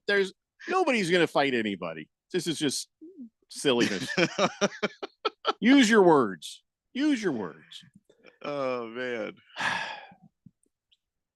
So you know how they're building that new Clippers $2 billion arena? And they did it because that crazy bald guy, Steve Ballmer, just opened up his checkbook. They're doing it with non-public funds. And I'm like, thumbs up, and I appreciate that guy. And so now they're building this thing, and it's looking pretty good. So far, so good. It's looking pretty good. But then there's a couple of TikTokers who are like, I guess this is what they do. They broke in and they took a bunch of pictures and video. Now, if all they did was break in to sneak around, just kind of see what it looked like, All right, you rascals, no problem. But they broke in and they did some stuff. Now, it wasn't what you would call vandalism, but I think it's enough to where they should be in some serious trouble. So they break into this new Intuit Dome. They're still building it, still working on it, future home of the Clippers. And this is in Inglewood, California. And they climb this orange work ladder outside and they get in there, right? So they're filming the entire time they do this, by the way. Their face is fully exposed and they're not trying to hide anything. And they go in there and they're going down the halls, they're going down the concourse, and then they go into bleachers. Then they find, I guess it's a practice court. They're shooting hoops. I don't know why there was a ball and stuff sitting there while they were still doing drywalling, but maybe they were just making sure the baskets were right. I don't know. And so they're shooting hoops. And this one kid is wearing Lakers pajama pants and Crocs. If anything, he should be arrested for wearing Crocs. But yes. So he's he got some buckets and he jumped up on it so he could slam dunk on the video. And then he turns around, grabs his fire extinguisher, and just unloads an entire fire extinguisher at the hoop after he's done. After that, they climb up onto the rafters, that bridge that goes up there, and then they found their way up on the roof where they took pictures of the horizon and they took pictures of the buildings, and then they took selfies and all that stuff. And they posted all this stuff, all this video on TikTok. And then they titled the name of the video "Breaking into Clippers Stadium," hashtag Clippers, hashtag Lakers, hashtag LeBron James. They hashtag people. So the mayor now knows who they are and their parents, and they are now, of course, in trouble. They're going to increase security now. They have to have more people on the clock than they did before, which is going to be another expense. But the police were like, well, there's no real signs of vandalism. There's a video of a kid unloading a fire extinguisher. Somebody's going to clean that. There's the expense of cleaning that and then recharging the fire extinguisher. Now you got a fire extinguisher. If somebody went to go grab and use it in an emergency, it's not working. So no, it's not like they didn't do any harm. They did some harm. But I hopefully they'll be charged with trespassing, which, by the way, that's a misdemeanor in California. You could get 6 months in jail and a fine of $1,000. But yeah, these are dumb kids. So, you just find their parents and then go on with your life or whatever. But if you look, this is a thing they've been doing for over the last year. They went with SoFi Stadium. They jumped the fence over there and they were out on the field. And then they snuck into Dodger Stadium and recorded themselves out on the field. And so this is a thing that these idiots do. But just as wow. So many people bad at their jobs. Shouldn't there be a security person, at least one guy walking around the Intuit while it's being constructed? Shouldn't they have somebody going around that place making sure this isn't happening? I mean, you would think so. You would think there'd be some sort of patrol going around. I just listen. If I am the mayor, I'm throwing the entire book at him for just wearing the Lakers pajama pants and the Crocs. The Crocs. That's some people say those are very comfortable, but the Lakers pajama pants. I just think the combination of the two is expected. It's expected with Lakers pajama pants. He should be fine for wearing his jammy pants out of the house. The fact that these kids and their full face, they don't even realize you are breaking the law. And of course, now they've had a crap ton of hits on there, and I'm sure they've found a way. I hope they have monetized it so they can pay their fines. Probably. But this is just, how dumb are you? Your face is exposed, and you're out there breaking laws. Yeah, well, very stupid. Somebody needs a beating. But that used to be something you would do with your friends, and then it would just be your thing that you guys would always reference it, but nobody knew. You got to tell the whole world that puts you in danger of actually getting in trouble. Also, and not to mention the fact that they're not finished building it. You could have gotten yourself killed. Oh yeah, if something was just incomplete. Yeah, you're liable to get injured. You're lucky you didn't get hurt. All of that would have been fine if you just went in there, took a picture, but you're shooting hoops, and then he shot one so bad it hit the wall off and to the right. Well, if that wall was not finished or there was something that could have, broken something or fell, all of this was just, I don't know, sneaking in and taking pictures going, hee, I got a sneak peek at the inside of this new stadium. That's one thing. But all the other stuff that they did in there, first climbing on the roof, could have been killed. Yeah. Yeah. And then the fire extinguisher and the ball stuff. Like That's, if any now portion you're of just that- being jerks. Yeah. Like if any portion of that building is not finished, that is a thing that can kill you. It's just silly. Flying Monkeys says they have a really hard time understanding how to enforce laws in California. So there's that. It's a good point. No, you're right. You're absolutely right. D-Banks After Dark says, good day, Blender Nation. Pour me a Jack and Coke. I'm training a driver on my semi tomorrow, so you might want to stay away from downtown Central. So, wow. Thanks for the warning on that. Yeah, just tell us what freeway and which direction you're going to be on, and we'll make sure that nobody listening is anywhere near there. Hefty Lefty says, I've said it before, and I'll say it again, and it's still applicable right here. This wouldn't have happened if there was a moat with gators in it. My Well, God, that's you're true. right. Yes, gators. I can't agree more. Moats with gators would solve a lot of problems. Yeah, I feel like a lot of problems. A new texter says, kids are probably safer inside an unfinished stadium than on the streets of LA, though. Well, that is also a good point. But also, have you tried home? Being home. What's You are fun about safer being home? at I mean, home. Well, if we're talking take about pictures of home and shoot baskets, but nobody cares. Well, sure, but also you're not, putting yourself in danger physically and also legally, which is where you are now. By the way, that texter is Alec. Hey, Alec, you need a texter nickname so I don't just keep calling you 8984. Big George says, Jeffrey, it's Los Angeles County. The district attorney, okay, in Los Angeles County doesn't prosecute crap. Hence why property crimes are out of control. Well, it's Inglewood. Yeah, okay. Desert Yama. Well, I just want to call him Yama. Can't I just call him Yama? please Go for it. Please help yourself. Unless he objects to it, it's his name, I guess. Oh, he's sending me pictures of all the kind of tacos and stuff you can get out that at event. The Taco Tuesday over at 43rd Avenue in Peoria, 7 p.m. tonight. Go see the food trucks out there. Looks good. Scratch Me Because says, I've checked both DraftKings and FanDuel, and I can't find the odds on the Jeffrey O'Brien fight because there's not going to be one. Moist One says, come on, get angry. Slap me around. Pour some honey on me. Let me see you get mad. That just got weird. And no, Moist One. Don't you mean pour some sugar on you, Moist One? I think he just Again. really did want honey, to be honest. But between you and your internet service provider, they do not want to know, do not care to know. Swazman says, now that I'm 56 years old, I'm the opposite of get off my lawn guy. I just try to stay away from annoying humans. I'm a pet sitter and a dog walker. So that's what I do. Yeah, I feel you, man. I feel you. Pull the Plug says, moat with gators, southern border. That's interesting. So not the wall that old Trump wanted to put up there, and not the turnstile open to everybody that Biden's got going there. I've always said just militarize the north and the south border. That way, if somebody tries to come across, then you can treat them humanely, but just you have more people to make sure everything is dealt with okay. And then, we don't need to have open borders, but I think gators and a moat, they're not going to survive in the north between us and Canada. That's just too cold. The gators just would be sitting there shivering all the time. But his southern border, I feel like some border patrol agents are getting eaten just as much as some people trying to cross. Yeah, well, that's true. Yeah.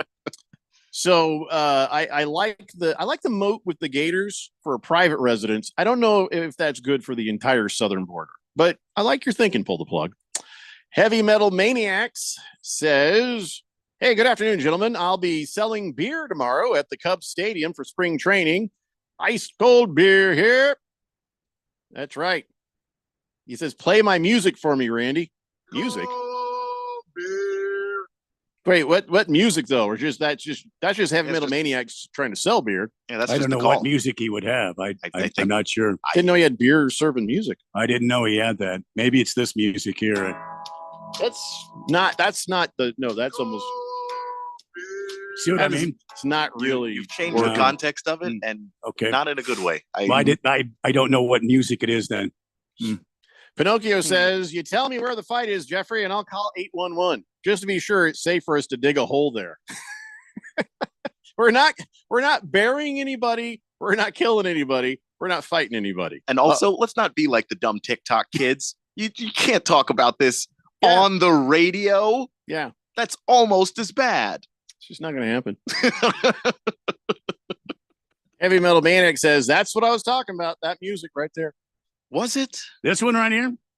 Wow. He was talking about that music right there. I guess when he serves beer, the panties drop. I mean, unless that's the song that's playing in your head as the beer gets closer and closer to you. Mm-hmm. I'm like sweet love to that beer. Just locked in on a tall, When you tongue punch the beer, try not to slosh. No. Lost Toby says, whatever happens in anything, always just make sure you say allegedly. Yeah, that's good legal advice. Allegedly. So LeBron James is very sad. No, he didn't just get a three-way mirror and get a look at how bad those patchy patches on his head look. What it is he found out that Outback Steakhouse is closing up 41 different locations. And so he tweets out, no. And so why does he care? Well, because that is when he was in high school where he had a first date with his future wife, Savannah. And so now he's very, very bummed about that. When I heard that was the first date between him and his wife, I thought it meant like when he was older. And I'm like, wow, big spender. Way to go. Take her to the Outback Steakhouse. That's his high school sweetheart. So as a high school date, that's balling. That's a baller move going to Outback Steakhouse. Yeah, absolutely. Yeah. Levels of the economy, if you know what I mean. So good for him. So yeah, he's all bummed out that was just a historic place for them. But yeah, so now they'll only have his hundreds of millions, almost $1 billion to help comfort them. Aww. He could buy the place or just make him keep it open. That's true. Why are they closing down 41 locations? Because they're failing. No, not really. Huh. So, all right, if that's it, I mean, 41 locations. That sounds like a corporate thing. Bloomin' Brands, who's the parent company, said yes, 41 would be closing, including other restaurants: Bonefish Grill, Fleming's Prime Steakhouse, and Carrabba's Italian Grill. So no kidding. Yeah. Wow. Doesn't mean all of them, just a bunch of them. So that's crazy, though. All right, we have to take a break. When we come back, we're going to talk about some Diamondback stuff. It's a Daily Blender here on 1580 The Fanatic. At Charmin, we heard you shouldn't talk about going to the bathroom in public, so we decided to sing about it. When you roll Charmin up to soft on the party, this is supposed to roll it back, everybody. Charmin's irresistibly soft and hella nice. The cream is always soft. It's our party wine. So what? Everybody wanna touch the sky. Charmin Ultra Soft is irresistibly soft and more absorbent, so you can use less. Enjoy the go with Charmin. Every day, Cintas service reps help businesses get ready for the workday. They provide freshly laundered workwear delivered every week. Mats, mops, restroom and cleaning supplies. First aid and safety products to help your employees stay safe.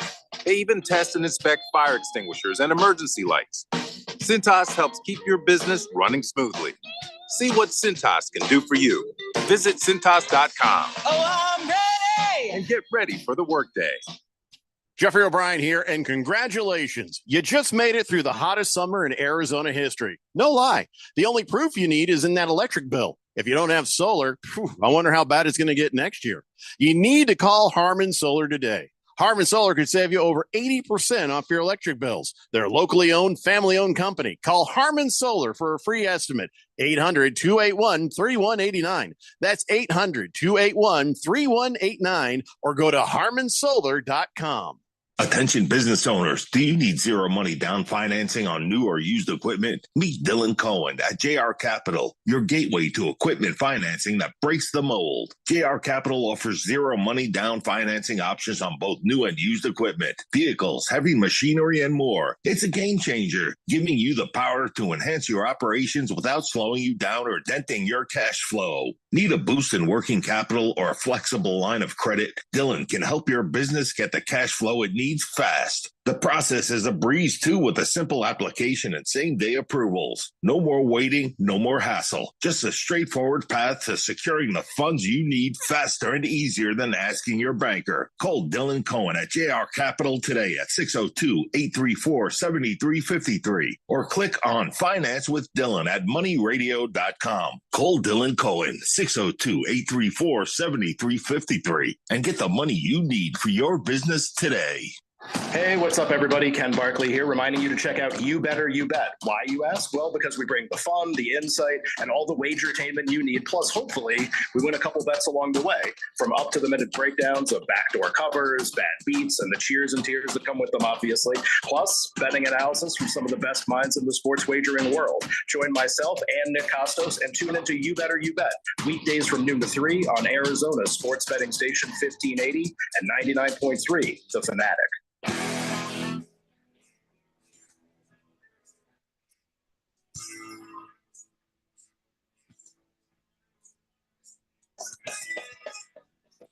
Today, Blender here on 1580, The Fanatic. I can't stop thinking about the possibility of a nacho taco. Oh, How can you?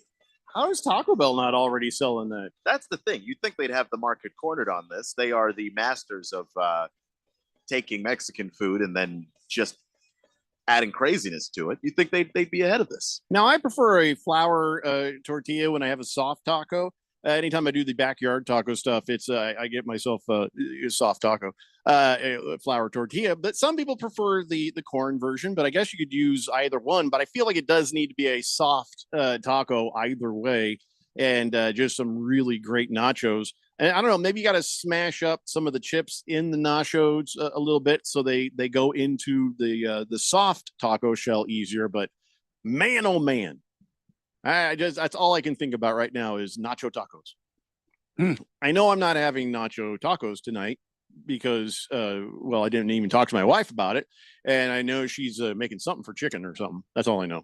So maybe tomorrow I'll have some nacho tacos. You could probably make your own nacho tacos. Probably. You know what I mean is you go to like Taco Bell, get some Nacho Bel Grandes, and you bring that home, and then you got some soft tacos there, and you just take the Nacho Bel Grande and just sort of smash it a little bit so that and then you just sort of stick it in between there, and boom, nacho taco. That's a good point. Good point. I mean, I'm not trying to tell you how to live your life, but I think I'm gonna make next time I have a brisket, I'm gonna make some brisket tacos. I just eat your brisket. I don't even care about the tacos anymore. Some brisket tacos. I'll smash up some corn chips. I'll put that inside there, and I'll wrap it all up in some Carolina's homemade tortillas, flour tortillas. It sounds amazing. Big George, some of those beans in there. I just put some of that. Oh my God, some of that rice and stuff. See, I don't like the black beans as much as like the refried beans. Oh, the refried or the pintos. Yeah. Mm-hmm. Big George says, didn't Taco Bell have a nacho taco at one point? Isn't it a seasonal item? I don't think I've ever seen that. No, I don't recall that. But if you say, I just have never noticed. Walter Mellon says, Jeffrey, do you know why they're called nachos? Nacho taco. Because they're mine, nachos. Nacho taco. I feel like there's a whistle. Just maybe it's me the 2-minute penalty on Walter Mellon for that nonsense. Hefty Lefty says that bumper music you played is great beer drinking music. Isn't all of it though? I think like all of it is. Yeah. Moist One says, how could Bonefish Grill be going out of business? I assume you get to make love to the fish before you eat it. I think that's genius. You really don't. Probably not what that means, Moist One, but I don't know why I don't pre-read his stuff more often. Especially his. That's just. Pull the Plug says $2 beers at Fry's is $15 a beer at the stadium, at Cubs Stadium. Yes, That's not the point. That's not the point. If you're going to buy a beer at the stadium, there's nothing like a fresh, cold beer. You can't bring it with you to the game. Yeah. So, yes, that's the cost of doing business. Beer is going to be a bit more expensive at the stadium. Pull the plug. Now, according to Reddit, on the interwebs, anyone remember the loaded nacho taco? I miss it. LMAO. Former/current employees. Is there any way it could still be made?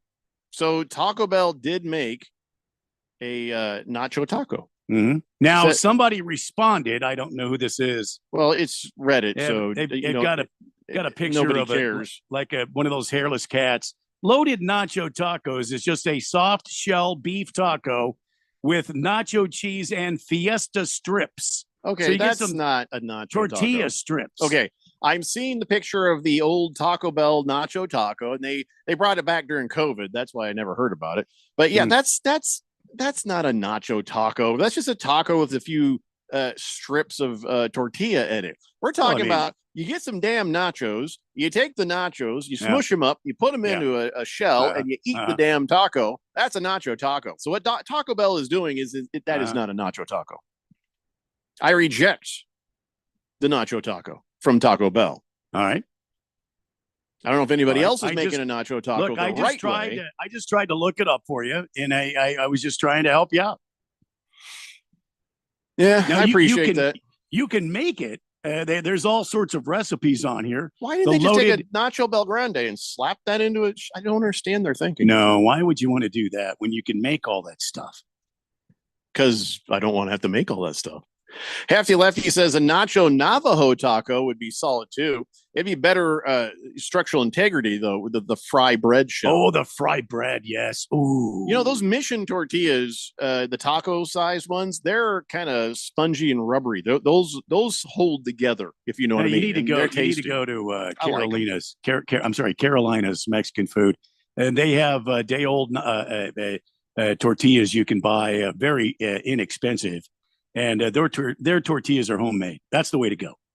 I'm all good with whatever tortillas you like, as long as there's actual nachos inside there. Mm-hmm. So, Heavy Metal Maniac says 25-ounce beer, Acacia, $17. And if you're nice, you'll leave a tip for me, bringing it to you while you're at the stadium. But thank goodness they give us commission because some people don't even tip. I don't price the beer. I just sell it. It's not my fault. No, man, I would always tip you, even if you were getting a commission, because that's the right way to be. Even if the beer's expensive, if you choose to buy it, you should also tip. And by the way, $17 for a 25-ounce beer, that's like 2 beers. So, that's not too bad for ballpark prices right there. Big George says, I agree. It's not a real nacho taco from the Taco Bell. Yeah, I know. You just sprinkle some stuff in there. It's not the same now. If you want to go to Brooklyn, New York, you can get the Nacho Macho Taco. I'm not going to Brooklyn for this. It's in Brooklyn, you can dine in, take out. There's no delivery, but you can swing in there and get yourself. It costs somewhere between $10 and $20. The Nacho Macho Taco. Lost Toby is over there watching the San Francisco Giants.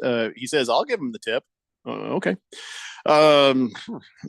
So hey, the Diamondbacks signed Elvis to a minor league deal. I hope Elvis Andrus makes his way up, so we've got Elvis on the Diamondbacks. You familiar with Elvis Andrus? He's a veteran infielder, and then they've brought him in. He says nothing's been promised to him, according to Torey Lovello. Says I told him go out and play your game and let's see what happens. We'll let it fall where it may. And he says you get some opportunities and we'll see what happens. I mean, he's a 2-time All-Star, that guy. Yeah, well, he's kind of on the backside of his career. Sure, but he's Elvis. He is Elvis, but he's this is a guy that's been around in the league for quite some time, and I think the Diamondbacks are just trying to look for some infield depth. They got a lot of outfield depth, but he's 35 years old. Last time he was on a team, he was with the Chicago White Sox. Mm-hmm. So, I mean, he's not a bad hitter.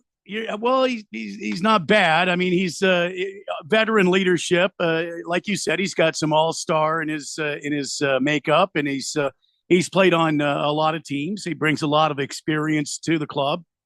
Sort of, a very veteran kind of a guy leadership for this young team, this young Diamondbacks team. I don't think it's a bad move, but again, he's going to have to prove himself. He's going to have to compete in order to make the big club. So, well, we got a guy named Elvis who might end up playing for us. That just makes me happy. Well, he doesn't sing, as far as I know. I don't care if he sings. I just like whenever he walks up to the bat, they're going to play Elvis. No, I don't. It's a crime against humanity if Elvis Andrus walks up there to bat and his music isn't a one for the one, a two for the show. If he's not playing Elvis music when he goes up there. No. Well, then I don't want him. If they don't play Elvis music when he goes up, I don't want him. The hell with that him. would be his call. And he's on board with my idea. I don't know that that's true, but that's how you get people to remember you. Just saying. I agree, but I don't know that that's his priority. Did you guys see the designs for the Las Vegas A's baseball park? No, I did not. No. So I'm going to show you this picture here on the YouTube camera. The people who are watching, you can play the home game. What does this remind you of? That is a rendering of what it will look like on the Las Vegas Strip. That's the Opera House in the Sydney Harbor. Yeah. Exactly. Everybody thinks the same thing. It looks exactly like it. I have a bigger problem with this. This is what the inside looks like. Okay. And this back here, I don't know if that's a glass wall or if this is just open like SoFi Stadium. Vegas gets as hot as Phoenix. You can't have an open air stadium. You just can't do this. That better have the ability to close or something so you can keep your air conditioning in. This is all good. This is cute. That's fine. Don't care. Want to look like the Sydney Opera House? Be my guest. You want to look like an armadillo that has just exploded on the freeway? That's fine. Yeah. But that's what concerns me right there is the fact that if that is open air, people are going to melt. The people on the far side of the field. The boys of summer, ring a bell. They're going to be playing in the summer here. Yeah. Mm-hmm. Isn't that something? It's everybody sitting on that far side of the field near the outfield. They're dead. They've been roasted alive by the sun. The sun has burned them. Well, I don't know how many day games they're actually going to play. I mean, most major league games are at night. Even at night in the desert, it's just as hot in Vegas as here, Randy. Even at night, it's going to be too hot. And actually, it's weird because I guess they can have fans and stuff inside there, but the air does not naturally move in a structure shaped like that. It's like a cave. This is a bad idea. I think that this is a horrifically bad idea. Now, if they drop a glass wall in the back, kind of like Lucas Oil Field, how they have that big glass wall on one end, or even like the Viking Stadium has those giant pointy things. If this is closed up, that is beautiful. I mean, how high is that though? That roof looks a little low. That's high enough for a high fly ball, and then if it hits it, it's a dead ball immediately. Feel like they're going to be having a few things hit that thing. I don't know. I again, these are renderings, so that doesn't mean it's official. But yeah, just think maybe Vegas is not the place for this. But what do I know? What do I know? And they were hoping they're like, hey, we're going to put this out there, and then everybody's going to be like, wow, it's beautiful. We can't wait. And everybody started making fun of it. I don't think that this Sydney Opera House looking thing has moved the needle in making people happy about the A's getting there and having to pay money for it. Quiet Cannon says, sorry, Jeffrey, you had two bad ideas. Okay. Almost in the same breath. Diamondbacks hiring Elvis Andrus and then playing Elvis music when he comes to bat. Terrible move if the Diamondbacks do that. Why? What's terrible about that, Quiet Cannon? I'm willing to hear your grievance. Nondescript says, can we ask Big George about the potential or procedure for starting some kind of civil lawsuit against the refs in the NBA? It's getting hard to watch with all the shenanigans these days. George, what do you say? Can we start a class action suit against the referees? Can we just start class action suits against the NBA, the NFL, and Major League Baseball? Here's the only thing I'm asking for: accountability. What could we sue for that would force accountability, where the umpires or the referees or the whatever can be held accountable, that if they do a bad job, they get fired? That's all I want. Yeah, even if there's like a time frame to it, like if you're doing a bad job for a prolonged amount of time, we'll give you an amount of time where you may have had a bad stretch of games, but then you got your stuff together and you know what, you're all right. I don't even mind that, but the no punishment, no consequences, no other job works like this. Almost no other job works like this, I guess. There are others, but when in sports, I mean, say what you want about Ben Simmons. Next year is the last year of his contract. I don't know if he's going to get paid like that again. But the referees are not affected by this at all. Yeah, I'm ready to sue. Yes, I'll get in on this class action lawsuit. What are my damages though? $1. I feel like I've been damaged more than $1. I will confirm to you, Jeffrey, in going back to the A's ballpark, yes, that open end is a giant glass.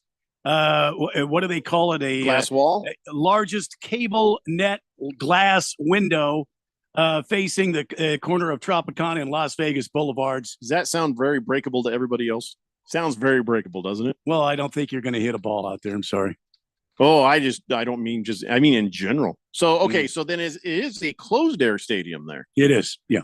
Oh, thank God for that. Yeah. Oh, that's great to hear, Randy. Man alive. And it'll feature the 18,000 square foot Jumbotron, making it the largest in the MLB. Okay, so how high is the roof in there? Where the balls will be bouncing off it? I don't see the height of it listed here. I was just looking for the glass, but it says here the roof is 5 overlapping layers. I would imagine the roof is plenty high enough. Got a question to take any sort of fly balls, and very few are going to hit the roof. I got a question. So the end with the questioning the glass window. Yeah. What direction is that pointed? Because if that's pointed to the west, well, and the sun is setting straight through that giant window, it's going to be like a magnifying glass, and the people are going to be catching fire in the stands. I believe it's open to the north to allow in natural light and views of the strip. All right, well then that's fine. That makes sense. Most stadiums are north and south, not east and west. Okay. All right, well now I'm looking forward to it. And yeah, it does make sense, Hefty Lefty. It is the one city where it makes sense to have a stadium look like that because they have all these other things there. They have the little small Eiffel Tower, the little Statue of Liberty. So why not have a Australian Sydney Opera House thing there? Yeah, I guess you're right. It's beautiful. It'll look great there.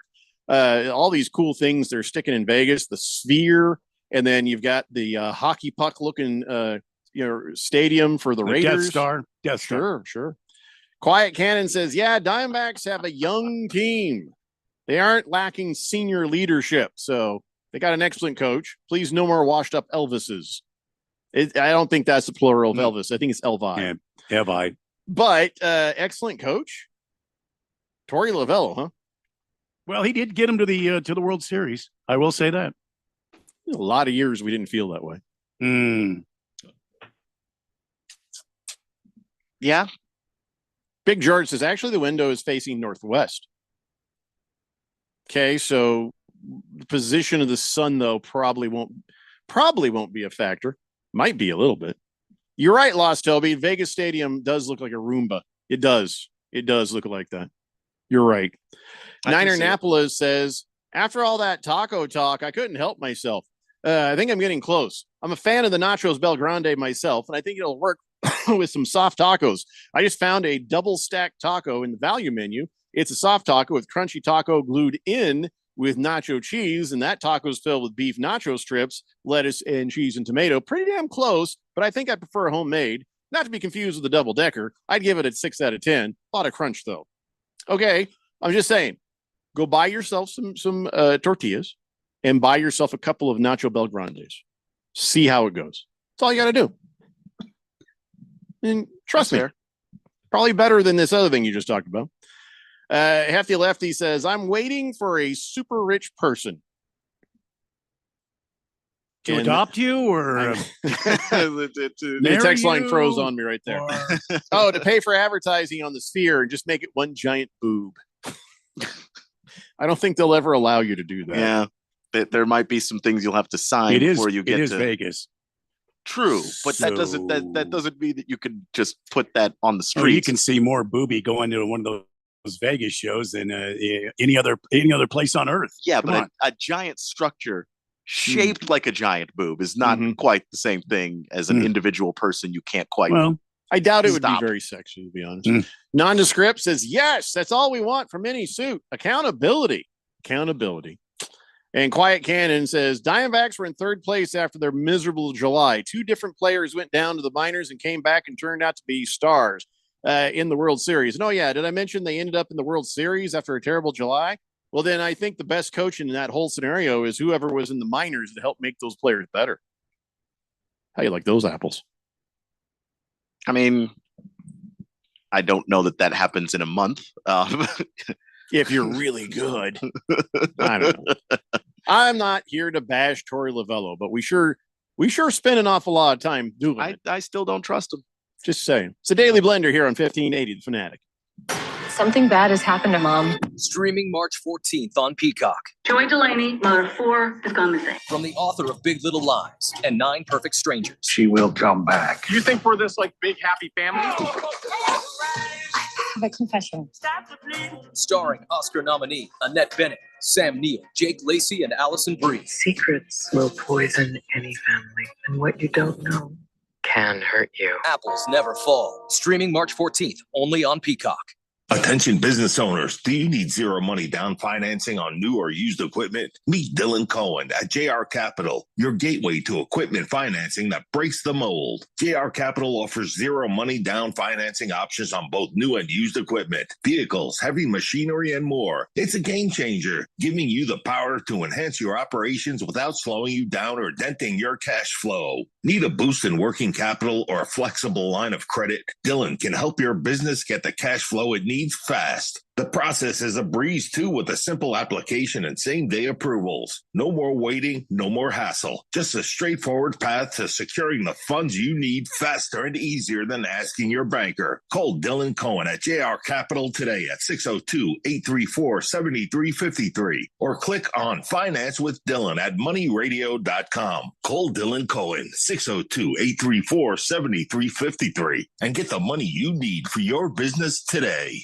There's a reason why conventional healthcare is referred to as practicing medicine. Hi, this is Dr. Hannah Lindsay. At the Naturopathic Physicians Group in Scottsdale, our doctors are experts in full spectrum care using a natural approach. I regularly see patients with a variety of acute and chronic health conditions, including many autoimmune and rheumatological diseases. We can restore pain-free joint function and balance immune, digestive, and hormone systems, which often improves both immediate physical symptoms and overall well-being. We emphasize natural and holistic interventions with lifestyle changes and take advantage of the full palette of care options from traditional remedies to modern science. We collaborate with experts in a wide range of health disciplines, including physical therapists and specialist physicians, referring patients as needed to ensure the most effective care possible. So how about a second opinion on your health? You might just end up feeling like yourself again. Call Naturopathic Physicians Group at 480-451-6161. That's 480-451-6161, or go to naturopathicgroup.com.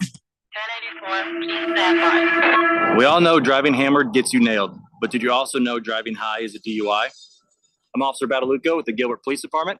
Anything that impairs your driving makes you dangerous on the road. If you feel different, you drive different, and driving high is illegal. Be smart with marijuana use. Get the facts at drivinghighaz.com and spread the word with hashtag high DUI. This message is sponsored by the Governor's Office of Highway Safety. 1580 and 99.3 The Fanatic. Live and local.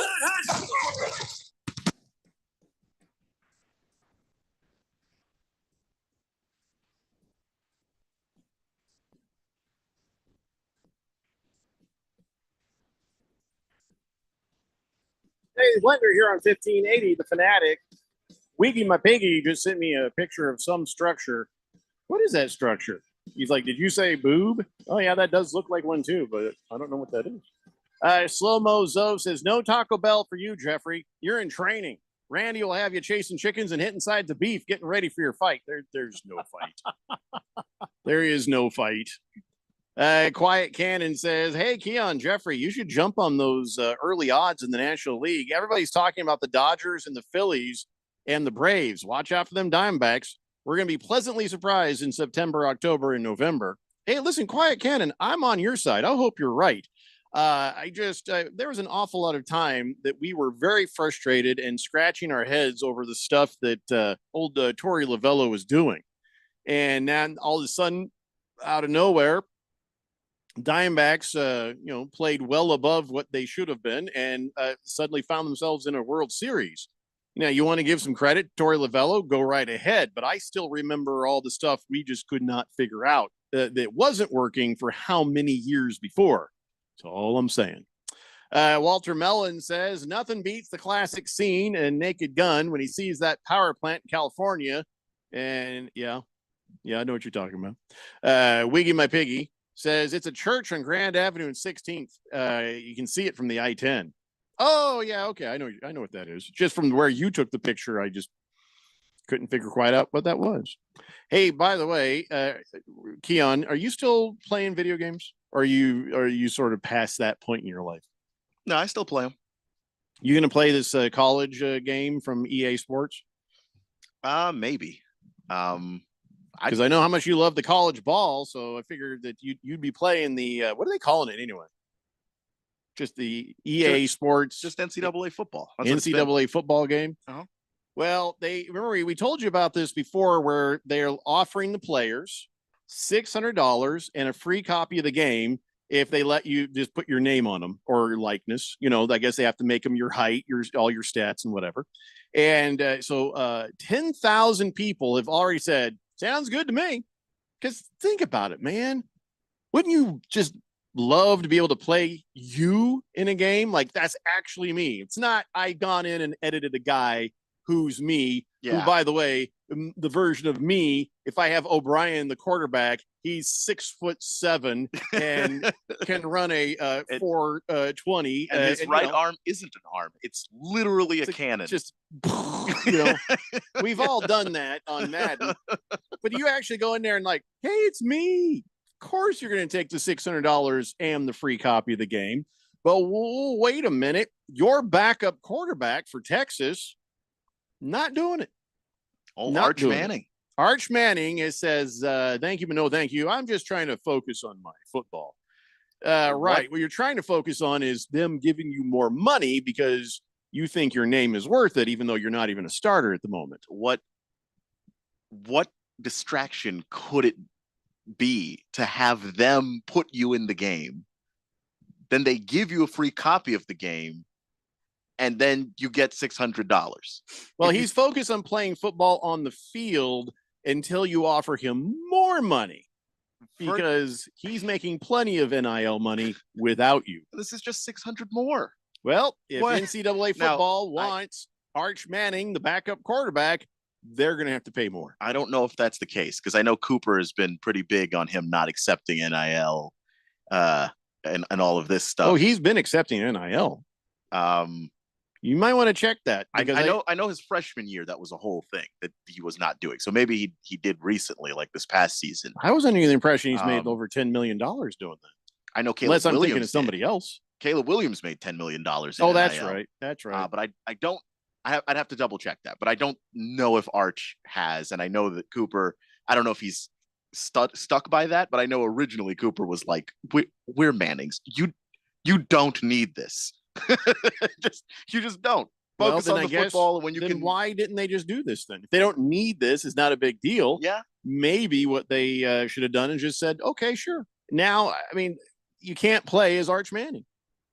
I don't know. Yeah. It's not really doing his future self a whole lot of favors, if you ask me. But unless he is hoping to get more money. Yeah, look, Arch. All you have to do is say yes, and then give me the $600 and the copy of the game. You don't have to use it. You can focus on football on the field all you want to. Because once they've scanned your face and all of that stuff to put you in the game, I don't understand what the distraction could be. That's all done. You don't. So there's not a continual thing that you do. Arch, that's in care of Keon Rose at 1580 The Fanatic in Phoenix, Arizona. There you go. Mm-hmm. Just send that $600. Send it this way. Copy of the game to Keon Rose. Keon will not be distracted. No, he put to good use. He promises he will not distract you in any way by using the game. More likely, Cooper was like, okay, you need some more zeros on this before we talk to you. That's what I'm guessing. Could be. Says, I'm curious, how much time does Keon spend every day finding these awesome rock music intros to the show's next segment after the breaks? Great selections. He toils. He toils away, the sweat of his brow. Hefty Lefty says, San Onofre power plant is my favorite chest cannon structure. Yeah, I can see. Oh my God. Oh my, it's cold there, I guess. Wow. Yeah. Contest is over, Hefty. That one wins right there. So anyway, so yeah, if you're going to play the EA Sports football game, Arch Manning is not in it. But I'll be honest with you. Who cares? He's not even a starter yet. So the people at EA Sports, they go and they look at your stats and they say, okay, well, this person is ranked in 92 or this person's ranked in 87. And if Arch Manning can't even get a start, you have to imagine his numbers are low. So if you said, I'm going to play as Arch Manning, just why? He's not going to be the best player you have available to you. Yeah, well, I don't know how good Arch is or isn't. The fact that he's not starting should not be held against him because should. There's no stats that you have no stats to base his performance on. So you have to give him like a basic, mediocre standing. Yeah, but they don't base the stats off of just that. When you go to college and they put you through a lot of these drills, your cone drill numbers and your 40 numbers and all of this other stuff. Like that's what they use to make your stats. So it's not going to be incredibly high, but it's not going to be nothing. Well, I mean, I didn't say they were going to give him a 0, but they weren't going to give him a 95 either. Yeah. Which makes sense. I can see that. I mean, what would you give him for a number in the game? I mean, for me, I don't have the access that those guys have. Though 70, Sports, 75. I personally don't know, but I know that at EA Sports they would have a better idea because they actually put players through it, and players like to go, oh yeah, no, hold on, let me do this, and it'll raise my 40 or raise my stats or lower them or whatever. Let me ask you, have you seen him play at all? Very little. And of what you've seen, what was your impression? He's really athletic. He didn't really throw a bunch. It was garbage time of games. They just didn't need him to play. The guy starting in front of him, also a 5-star quarterback who would have been drafted this year if he had gone, but he decided to stay another year. So how many stars is Arch Manning? 5. They're both 5-star guys. Okay. The other guy took you to the college football playoff. It's not like they. When are you going to get to see Arch Manning actually play? When Quinn Ewers leaves. So not even this coming year. Well, no. Unless he beats him out in a competition. Unless they get to spring ball and Arch just looks so much better than Quinn that you can't deny it. Then they'll go to Arch. Or if because Quinn has a yearly injury, if Quinn goes down with one of his yearly injuries, and then Arch just looks amazing in relief of him, then they might do that too. But Quinn Ewers is a really good quarterback. He's going to be hard to just pass as a younger player if you've got similar. I wonder how much Arch Manning was trying to talk him into, like, maybe you should go to the draft this year. I would have been. You should go to the draft this year. No, seriously, you should go to the NFL. Caleb Williams, you're better than him. You should go to the NFL. You never know. The Bears could look at you differently, maybe. Desert Llama says, so I'm an Amazon driver. Shout out to the other Amazon driver who just took a nice load off my route. I recommend the show to him. It's a great show. Hope he gets a laugh out of this.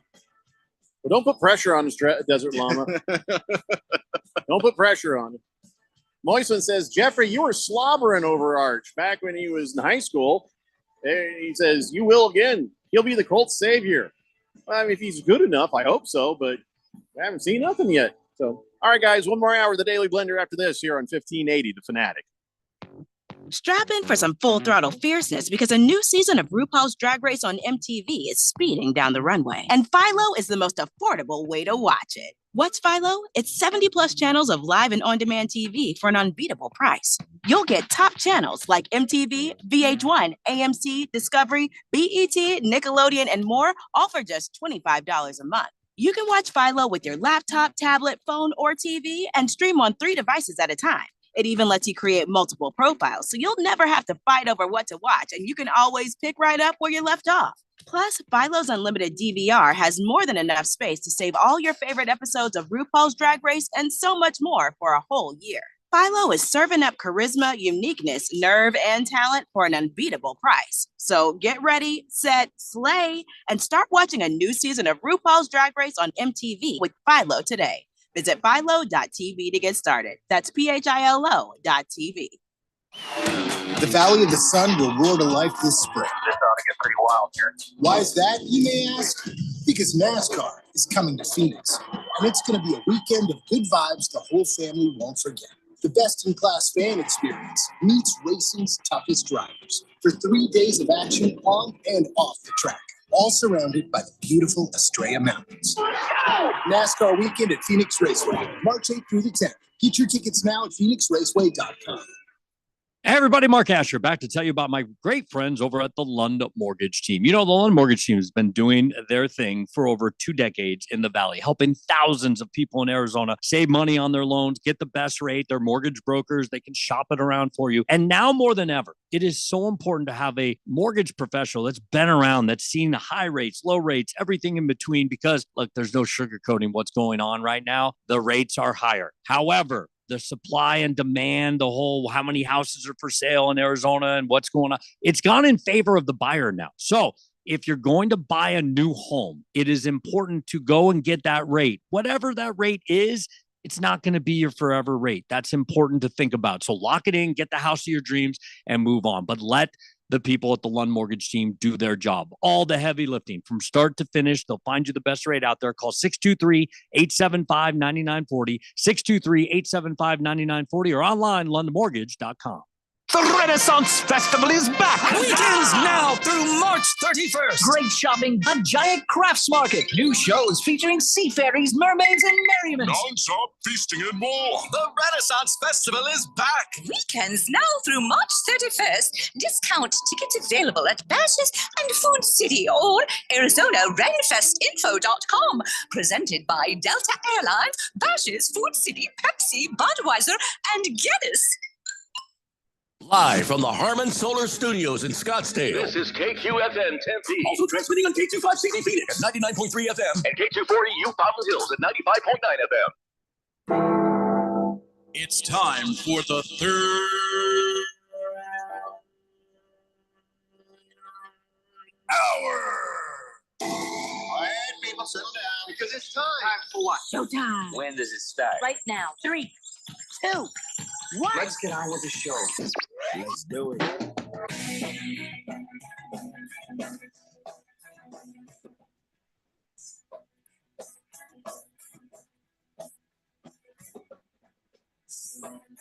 Hi, everybody. It's 5 o'clock here on the Daily Blender, and your good friend, your radio pal, Jeffrey O'Brien, alongside Randy White. Got Keon Rose in the control room, and you guys are on the Fanatic text line, 888-368-1580, as we broadcast live from the Harmon Solar Studios in Scottsdale. And Walter Mellon, I guess, looked up. He says, best I can see of December 22nd, 23, Arch Manning has taken $3.2 million in NIL deals, which, by the way, is more than Brock Purdy's salary. Cooper Manning came out and said that's not true. So that's the reason why I doubt that. His estimated value in NIL was 3.2. Slow-Mo Zo says it's 2.9 according to Wikipedia. Yeah. Who can believe, Wikipedia or Cooper Manning? So yeah, I don't know. Have you seen his dumb Cooper Manning thing on the Yeah, I wouldn't trust Cooper Manning. Yeah, so I don't know. I'm just saying, yeah, they were saying he wouldn't take any money until he started, and I don't know, who's actually where the NIL reporting is coming from on that. Like, I can't seem to verify because it's not coming from them. They don't want to tell you how much money is gone through his hands. So. Well, whatever the case, let's move on to something else in the NCAA, and that is the rumblings that they might expand the March Madness tournament from what is it now, 68 teams to 72 or 76. So either they're going to have 4 or 8 more teams. What do you think of that, being the big college hoops fan? I mean, you put together a bracket. I don't know how many people actually care how many teams are on the bracket. They're just going to fill out this stupid crap anyway.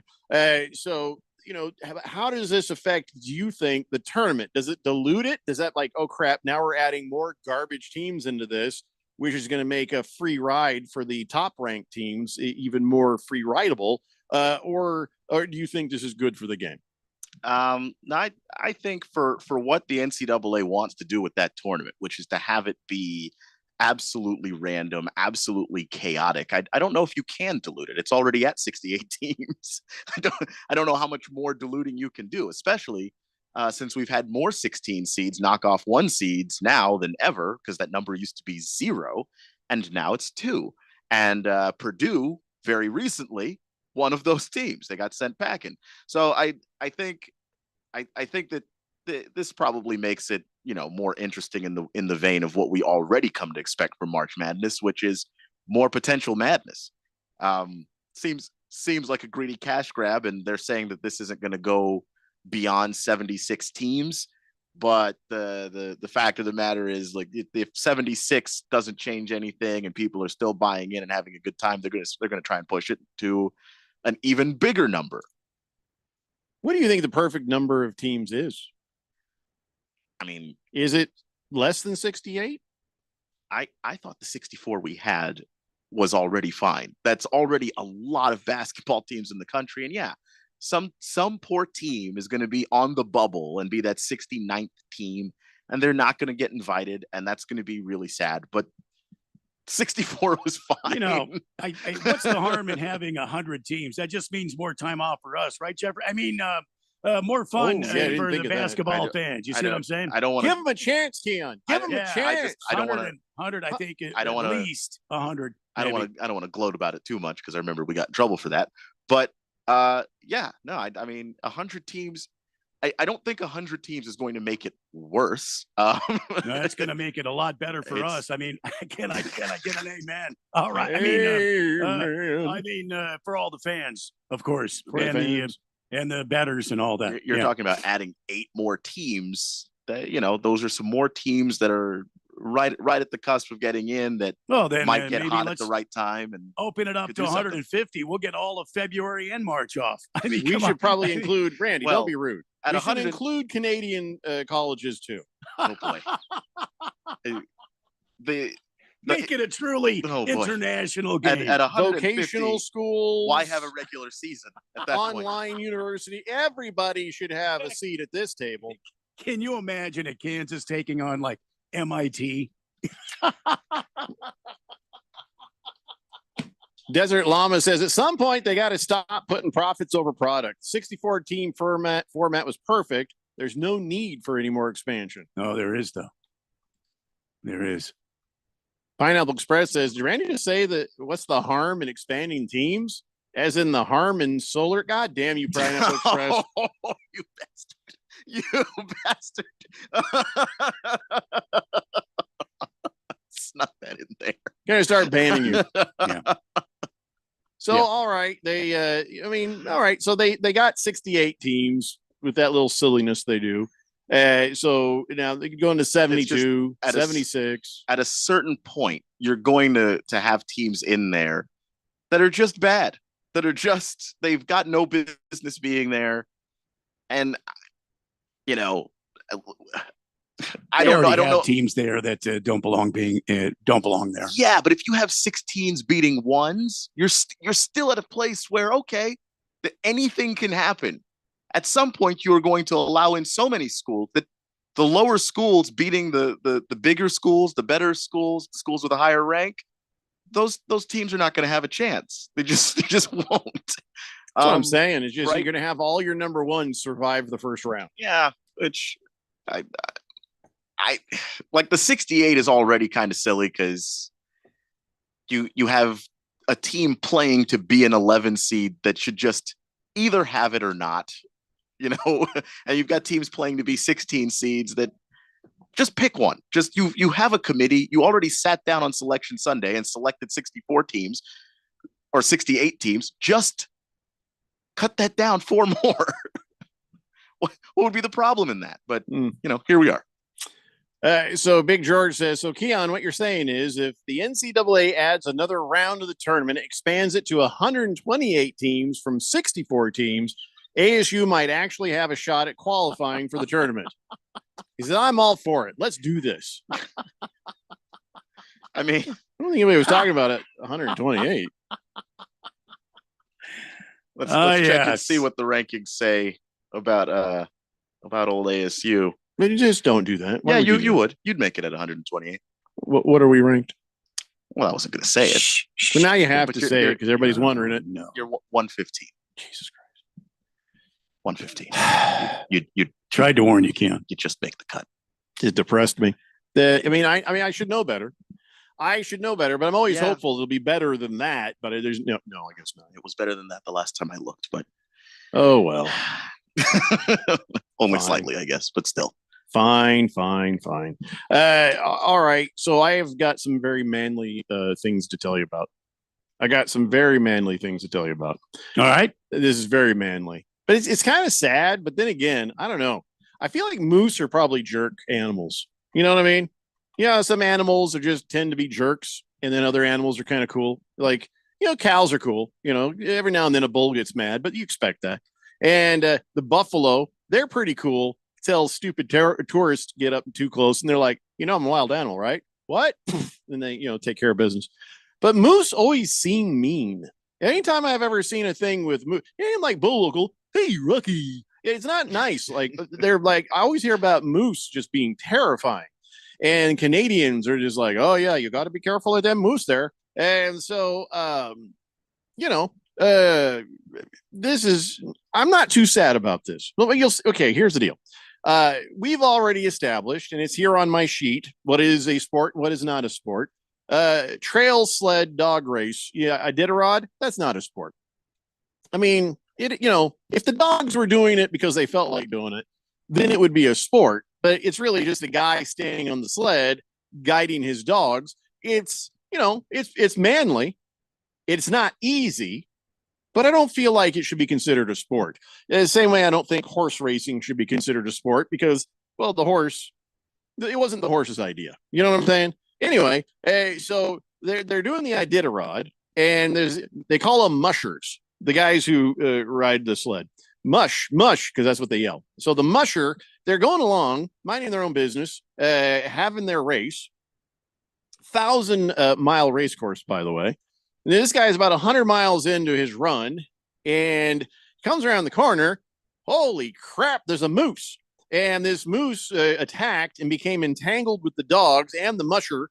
And so this guy is like, well, I had no choice. I shot the moose. I had to kill this moose because it was self-defense.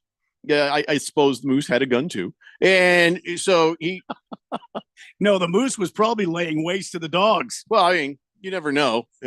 I just assume everybody's carrying. And so I think the moose's weapon was the fact that it weighs 1,600 pounds. That's the weapon that it weighs the size of it's the size of a car. So here's the guy, Dallas Seavey. Seavey's just like, oh my God, it's a moose. Blam, blam, kills the moose. Now you're allowed to have a weapon with you during the race, okay? And if you that's fair. If you anything you kill, you have to, before you mush on, you have to gut the animal so that you can preserve. That way, it's not just a big bloated carcass. You gut the animal, you clean the animal, and then somebody comes along later and picks it up, and well, now they've got some food, so it doesn't go to waste. And so that's manly as hell. Dallas Seavey, blam, shoots this moose. Then he has to gut it, and then they race on. Unfortunately, his dog Falco was injured, so they had to pull the dog off, and but he's going to be fine. It was not too bad. He got some veterinary care and all that stuff, but well, that's a hell of a thing there. And this other guy was like, oh yeah, he's like, hey, I had to punch a moose in the nose, and then he's like, I think that's the same moose. So here's what happened. This guy Jesse Holmes, he was up ahead. They do this. It's a time thing. It's not like who comes in first. It's like Cannonball Run, right? And so he's going along. And he's like, oh, moose! Punches the moose in the nose so he can keep going. And he's like, this moose is chasing us. Pisses off the moose. So the moose is like, I'll get the next one. And that's why poor Dallas Seavey and his team got attacked by the moose. Yeah, because Holmes is just like, I punched a moose. I understand, because that is my make-a-wish to punch a zebra. But not if you knew people were coming afterwards and there was just going to be an angry zebra. You might want to call and say, hey, I just punched a moose. So you might want to let people know there's a moose out there. Yeah, how can you punch a 1,600-pound animal that's 6 feet tall and then just leave it angry for the next guy to deal with? Oh, it's that easy. moose You is just like, ball up your fist and you just swing away. It's easy. and the moose is like, I'm just waiting for a bus, and all these damn dogs keep coming by. So everybody, you'd be angry too. Right. You would be. Yeah. So, but that is pretty manly, though. What other event, competition, or sport is there a chance you might get attacked by a moose, or end up having to clean an animal? That's pretty much it. I think that's the list. The wonder what- Iditarod end of list. I wonder what moose tastes like. Chicken. So Google what does moose taste like? I don't want that on my search history. You do it, Keon.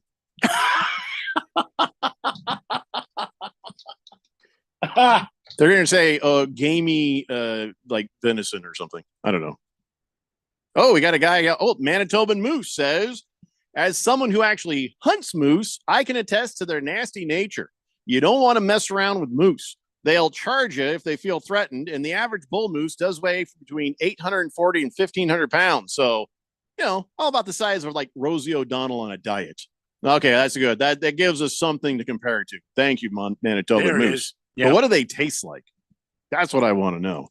Wiggy My Piggy says, I bet a moose don't taste better than pigs. They taste good.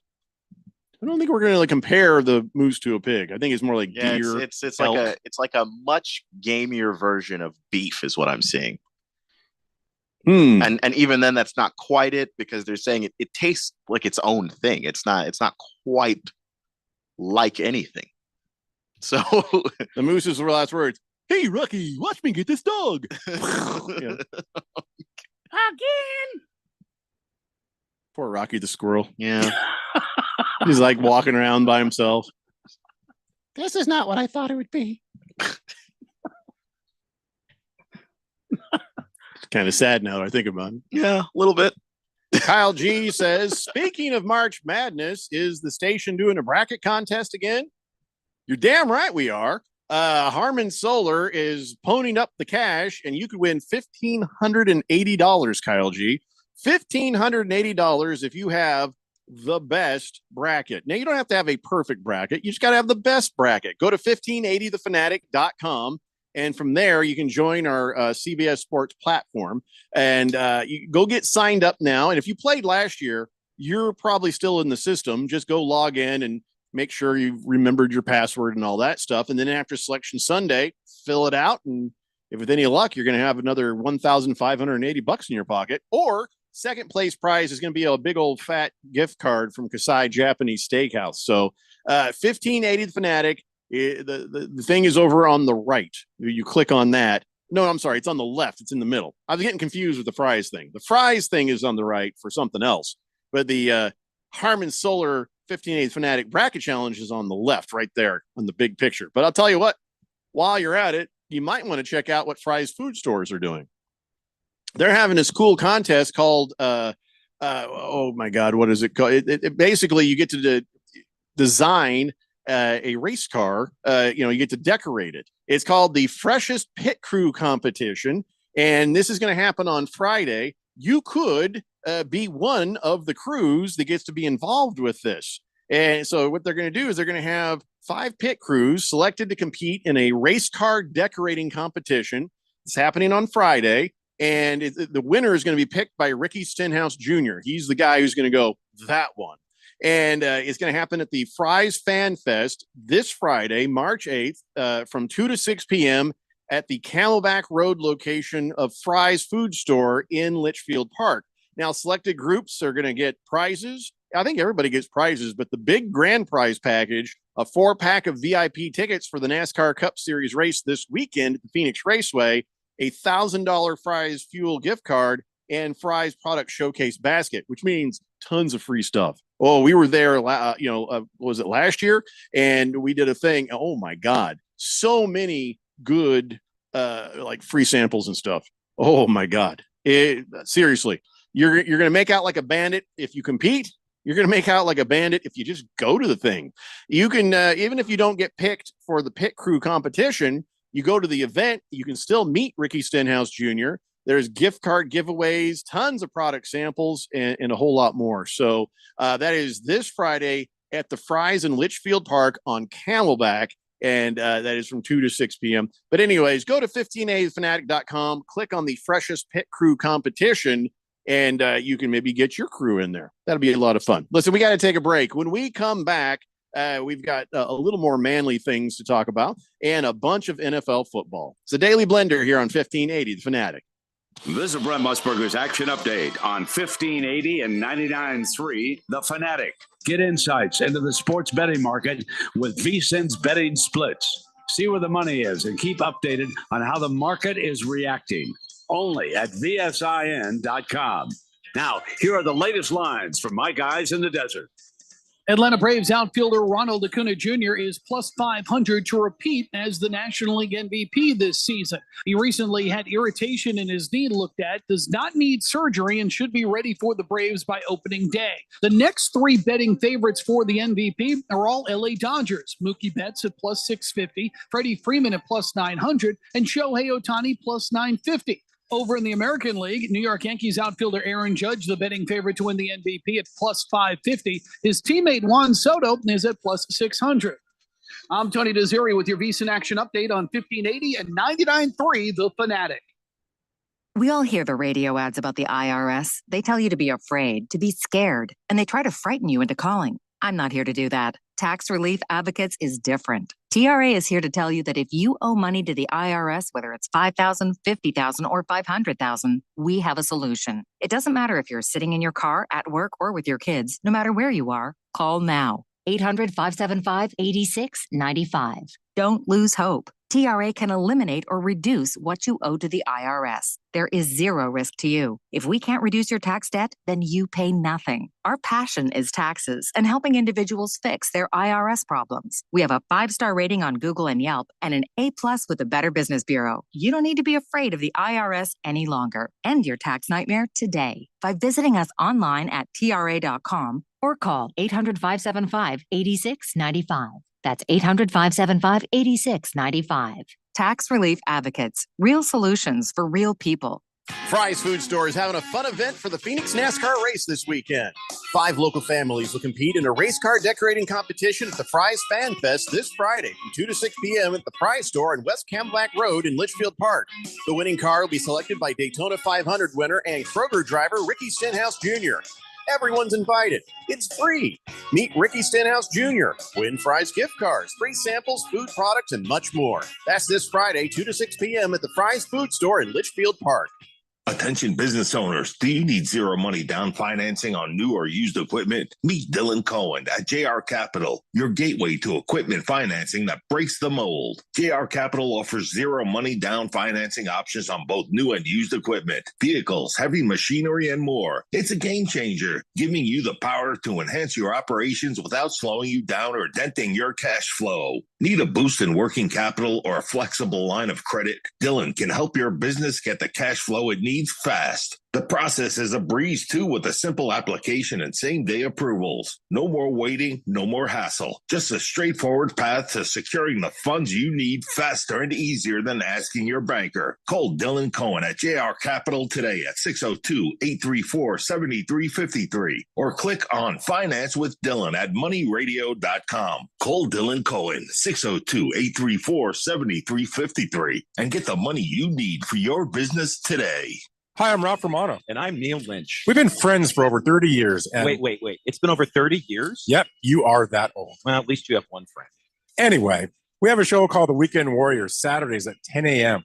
We'll discuss national and local sports, and we'll talk about some sports that you don't hear about much. We'll also interview local athletes, coaches, and sports-related business owners to share their stories with you. We look forward to sharing these great stories and hanging out with you. It's The Weekend Warriors every Saturday at 10 a.m. right here on 1580 The Fanatic.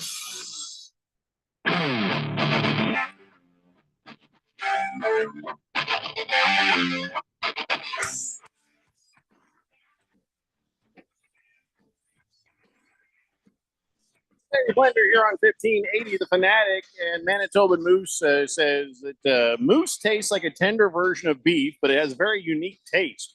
Goes well in a stew on a cold winter Canadian day. Sounds like you're saying is you got to be really cold and hungry to want to eat moose, because I don't think they don't serve it at restaurants or nothing, right? Sure they do. I think it's kind of like when we eat buffalo here. Yeah, I remember Fuddruckers had a buffalo burger, but I really don't sit down at a nice steak restaurant and say, "Oh, the bison steak, please," because it's not available. Neither is an elk steak. I mean, there's no. I mean, if there are restaurants that serve it, it's up in the mountains, if you know what I mean. There used to be that restaurant here in town somewhere. I can't think of it, but they offered wild game. I can't think of the restaurant right off the top. I think of it's my called pointed head. Shut Down. I think that's what it's called. Huh? I don't know. Called Shut Down. Yeah, no longer open. There were a few places when I was in Tennessee. You could get a nice bison burger, and a couple of them, the bison burger was like the best thing on the menu.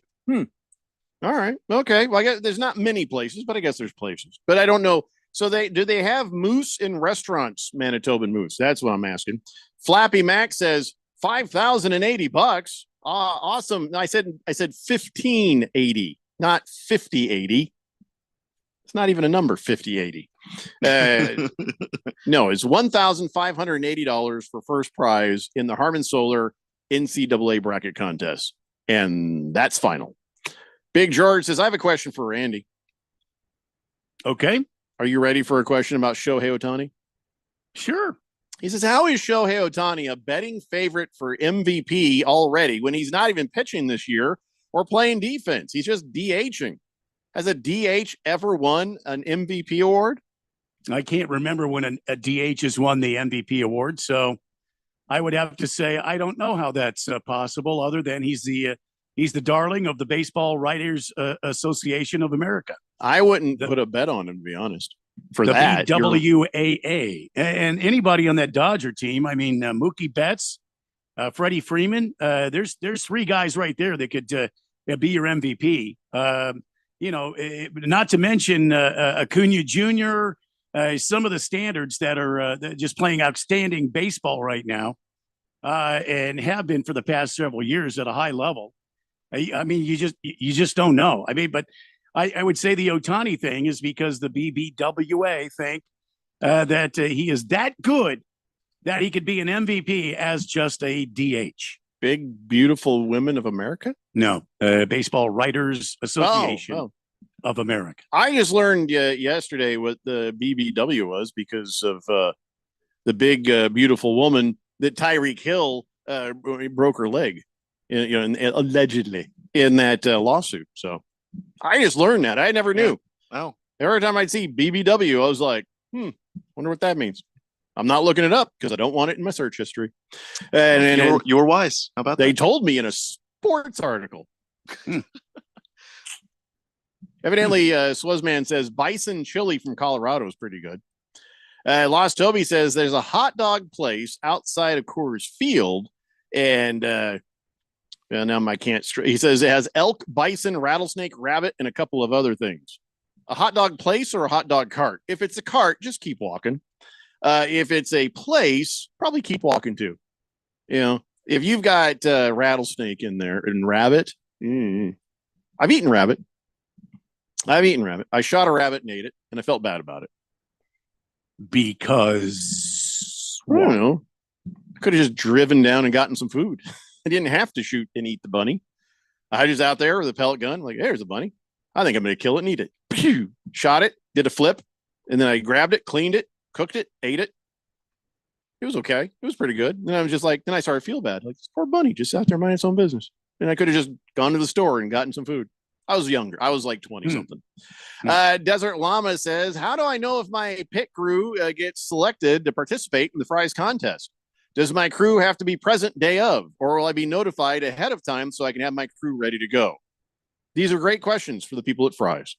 I think they're going to notify you through the email. I would go from there and I'd go to the link on the website. Don't you think they'd answer it on there? I don't know. I'm just read what it says at the website, and I guess you just wait and see if you get contacted. And by the way, always check your spam folders. I had some people who won money from the fantasy football championships who didn't see some stuff in their spam folder, so then they still haven't gotten their prize. So if always check your spam folder when you're trying to win stuff, and that's what I would do, Desert Llama. Moist One says, wait till you find out that BBC isn't just a TV channel. I'm not looking it up. Boy. Don't want to know. Oh boy. Lost One, Toby says that's a restaurant that has the rabbit and the rattlesnake outside of Coors Field. I worry about that. Anyway, hey, let's talk about what's going on with the last day of tagging people. I think most everybody's been tagged that's going to be tagged by now, but Berkeley did not receive a franchise tag. They're like, yeah, go ahead, see what you can do on the free market. Why can't they treat Saquon Barkley nice? What is with the Giants? They're a poorly run organization, apparently. Every chance they've had to do the right thing with Saquon Barkley, they have not done the right thing. They've done the dumb thing. They shoveled money at Daniel Jones. How did that work out for you, Giants? And now Saquon Barkley, here's your opportunity. You don't even tag him? You don't even tag him or negotiate with him? Well, they shouldn't tag him, because if that negotiation goes poorly, a second year of the franchise tag, I can't remember off the top of my head, but there's a multiplying factor to what you would owe Saquon Barkley. $12 million. If they tagged him here, it would have been $12 million. Yeah, I don't know that they necessarily want to play that game. What's going to happen with Saquon Barkley? Well, he's going to go to a contender and win a Super Bowl. Yeah, I just think that if you weren't willing to pay him this last year, and you weren't, because his tag was like 10 mil or something. Yeah, it was only 10 last time. Yeah, now it's 12. But if you didn't really want to give him the 10, and now it's 12, you had you negotiated with him last year at around 10 mil a year, you would have paid less money. But now, because it's 12, if you didn't want to pay 10, you're definitely not paying 12. So they've backed themselves into this corner. They clearly didn't really have a plan when they tagged him. Otherwise, they wouldn't be here doing this. Whatever this is. Well, I wonder where he's going to go. I'm kind of curious on who's going to pick up Saquon Barkley. Because if there's some team that's like, hey, having him would give us a Christian McCaffrey-like effect of having just a player that good on your team. Because, I mean, at some point, if a guy is as talented as McCaffrey is and Saquon is, the fact that they play the position of running back is not the most important thing there. That guy's just a really good football player. You should probably try to have as many of those on your team as possible. He's still performing at a high level. Yeah. I mean, last year he missed 4 games, but he had nearly 1,000 yards. He had 1,000 yards from the line of scrimmage because he had 962 yards rushing and 280 yards receiving.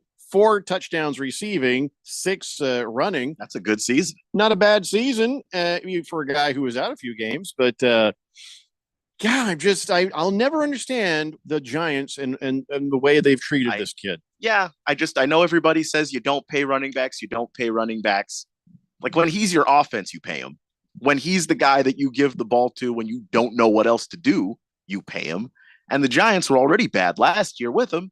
I think they will be significantly worse when he's gone. I am happy that the Colts have used the franchise tag on Michael Pittman Jr.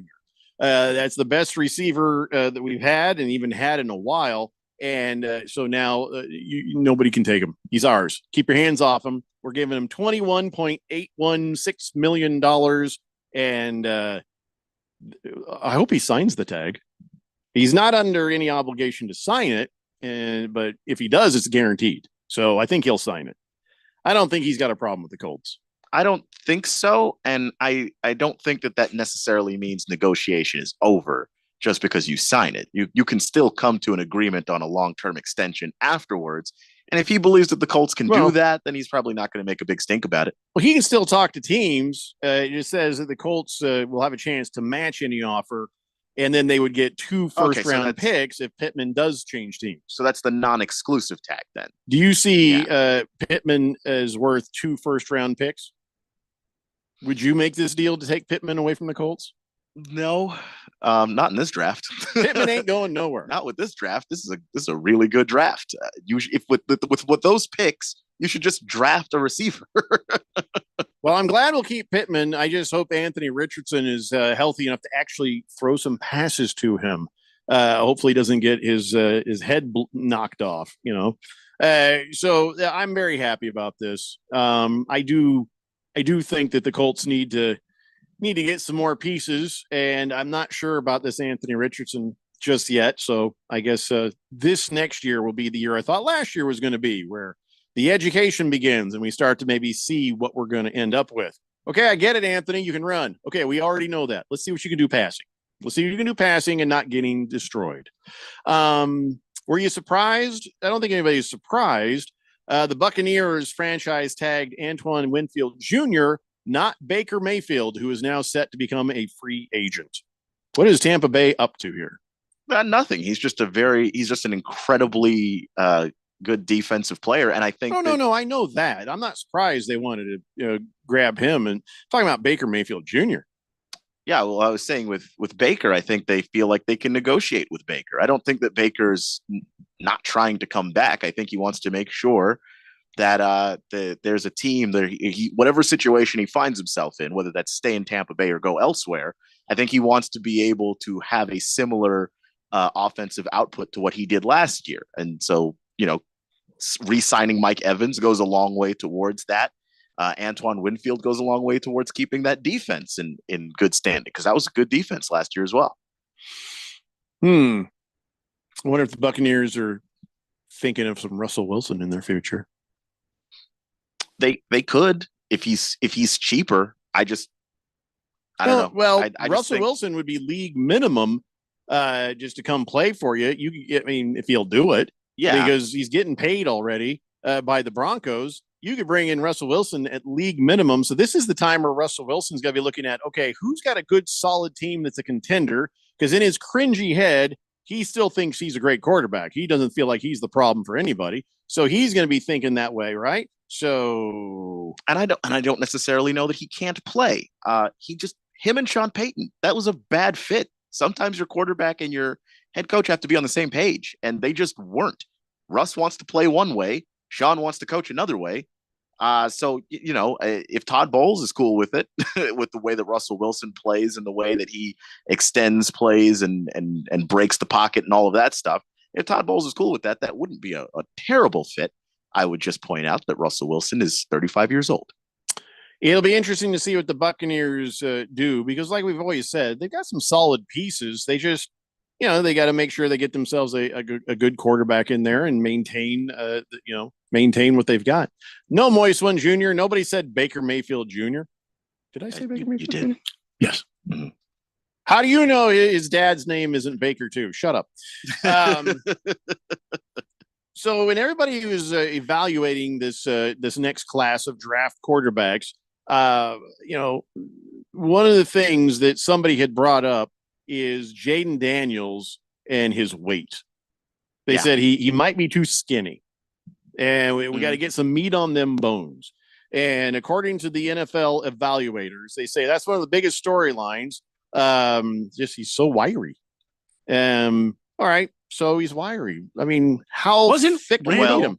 Wasn't Randall Cunningham kind of wiry? Not as wiry as Jaden Daniels. No, I don't know, man.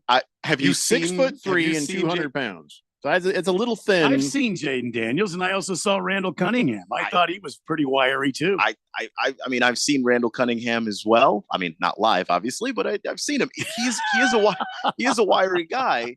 But Jaden Daniels is solid. Is small. Like, he looks slight, and like people were pointing out, Lamar Jackson when he came out was around the same weight, but Lamar's like 2 inches shorter.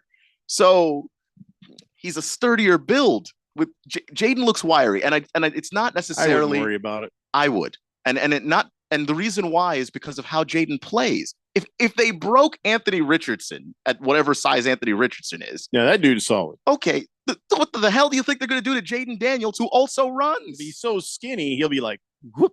That's not what happened in college. I mean, if you go back and watch the, was it the Alabama game? He played great in that game, but he took some hits that I found terrifying. And every hit he takes looks like Wile E. Coyote. He's Gumby in the Roadrunner cartoon. Like, it looks comical how hard he gets hit sometimes. And yeah, I'm afraid that if an NFL linebacker or safety gets a shot at that 210 stretched out frame, it's going to break. Bryce Young is also really skinny and short, but Bryce isn't a runner, so it wasn't a concern. Jaden runs. Mm-hmm. I'm concerned about that because he runs, and he has this sort of the same Anthony Richardson kind of warrior mentality. He's going to fight for every yard. Not at that size. You're going to die. All right, you don't think between now and then he can't get some protein shakes, get a little gym time, bulk up some? If you add 10 pounds or 15 pounds to your frame in an entire year, that's excellent. So then that means I'm excellent. So between now and fall, I don't think he's going to have added 15 pounds. No, it's going to take a few years. And I think if he can learn to protect himself, actually slide, get out of bounds, all the same stuff we said about Anthony Richardson, actually, if he can do that, I wouldn't worry about it. I've just never seen him do it. Swazman says, remember, you guys, this time of year, NFL teams, it's all about the hocus pocus. Nobody's telling the truth about anything. They're just trying to figure out their next move. That's a good point about Russell Wilson and all that. It's certainly a little lying season in the NFL. Desert Llama says, with Russell Wilson hitting free agency, if Patriots or Commanders sign him and drafts Marvin Harrison Jr., what's the Cardinals' best option? Do we trade down for a team looking to draft either Daniels or McCarthy, or do we stay at number 4? If either of those teams is stupid enough to do that, you absolutely trade down, because you will rake somebody over the coals. And I'm sure Monty Ossenfort, who loves to rack up draft picks, yeah, I'm sure he's all over that. He's hoping that happens. Because if you're the Patriots and the Commanders and you sign Russell Wilson and don't draft your quarterback of the future, that is the dumbest possible thing that you could do. I feel like 35 and your team suck. Monty Ossenfart is going to have like a little visor with the green see-through thing on it. He's going to have that on during the draft. He's going to be wheeling and dealing like a crazy man. Well, I guess we'll see, but they're saying Jaden Daniels is too skinny. Nah, I don't think that's the end of the world. I don't think it's the end of the world, and I don't think it's going to scare anybody away from drafting him. But if you're Washington at 2 and you have to choose between Drake May and Jaden Daniels, and it's close, and I think it's close. I actually waffle back and forth on which guy is better, honestly. If it's close, that might be the deciding factor of, like, let's take the guy that we know can take the hits because he's just a more solid human being. If Jaden weren't a runner, this wouldn't be the concern that it is, but he is one. He's a little mobile, yeah. He's not just a little mobile. He's a very mobile. Well, I think he's well-rounded. I felt like he was a well-rounded quarterback. He was well-rounded, but a big part of his game is running. Like, and you can't take that away. There. You know, it really is. Sometimes down to the store and back. That's all. I mean, he's not high miles. No, the guy ran for a lot of yards and for a lot of rushing touchdowns this year. Like 10 of them, I think. So, no, man, that dude runs enough that you should be a little concerned. Well, I think he can put the weight on. I think he can do it. I think he can, but can he do it before he breaks himself in half? That's the real question. So what you're saying is he better check himself before he wreck himself. A little bit. I'm just saying, as a guy who had to root for RG3, had a brilliant rookie year, got his knee destroyed playing hero ball, and was never the same again.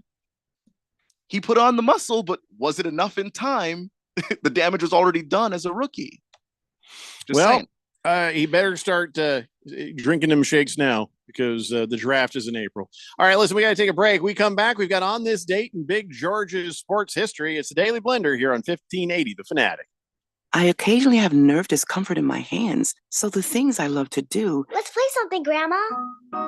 became difficult as I got older. If you have occasional stabbing and burning in your hands and feet, try Nervive Nerve Relief. Nervive's clinically studied dose of alpha-lipoic acid reduces occasional nerve discomfort in as little as 7 days with continued daily use. Say yes to healthy nerves with Nervive Nerve Relief. These statements have not been evaluated by the Food and Drug Administration. This product is not intended to diagnose, treat, cure, or prevent any disease. The Renaissance Festival is back. Weekends now through March 31st. Great shopping, a giant crafts market, new shows featuring sea fairies, mermaids, and merriment. Non-stop feasting and more. The Renaissance Festival is back. Weekends now through March 31st. Discount tickets available at Bashes and Food City or ArizonaRenfestinfo.com. Presented by Delta Airlines, Bashes, Food City, Pepsi, Budweiser, and Guinness. The Valley of the Sun will roar to life this spring. This ought to get pretty wild here. Why is that, you may ask? Because NASCAR is coming to Phoenix, and it's going to be a weekend of good vibes the whole family won't forget. The best-in-class fan experience meets racing's toughest drivers for 3 days of action on and off the track, all surrounded by the beautiful Estrella Mountains. NASCAR weekend at Phoenix Raceway, March 8th through the 10th. Get your tickets now at phoenixraceway.com.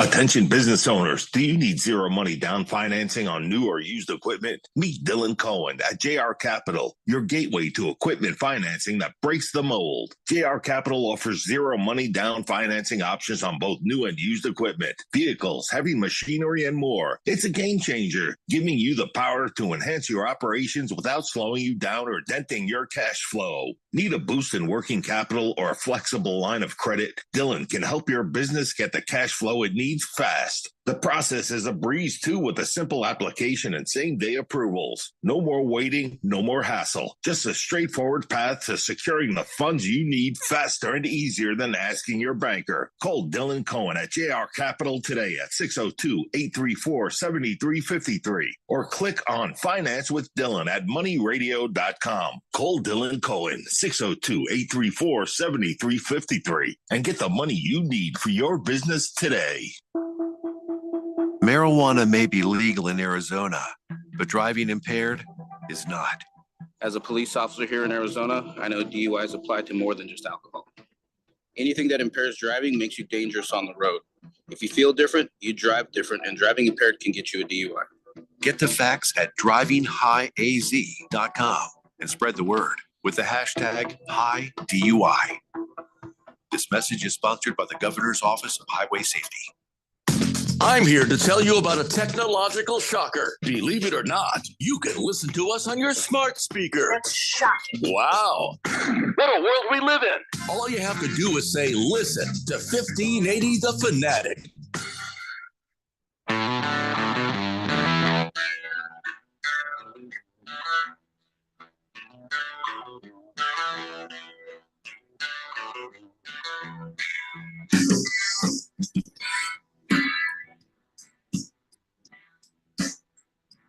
Daily Blender here on 1580 The Fanatic. Henry from Jamaica says, fellas, glad I was able to catch the last 20 minutes of your show here.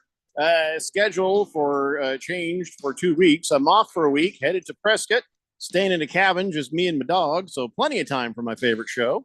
Oh, yeah, sure. You got internet up there? You got the internet up there? So you can listen on the app, or you can watch us on the YouTube thing we put up there. I'm pretty sure they've got the internet in Prescott. I mean, last time I checked. Well, I didn't mean in Prescott. I mean in a cabin. If you're in a cabin off in the woods, you may or may not have the internet. You know, depends. I mean, they've got the light there, the electric light there now. Toilets? Toilets Oh, and yeah, everything. indoor toilets. Yeah. Speaking of Prescott, Dak Prescott, is he kidding? Does he not understand how Jerry Jones works? Here's the thing. So Jerry Jones is like, let me tell you something right now. I am all in on this season. I'll tell you why he's all in. He's very old. He doesn't have many seasons left. So he wants nothing more than to get one more Super Bowl. So he's like, I'm all in. Dak Prescott says, ooh, I'm very excited to see what that means. Oh, Dak.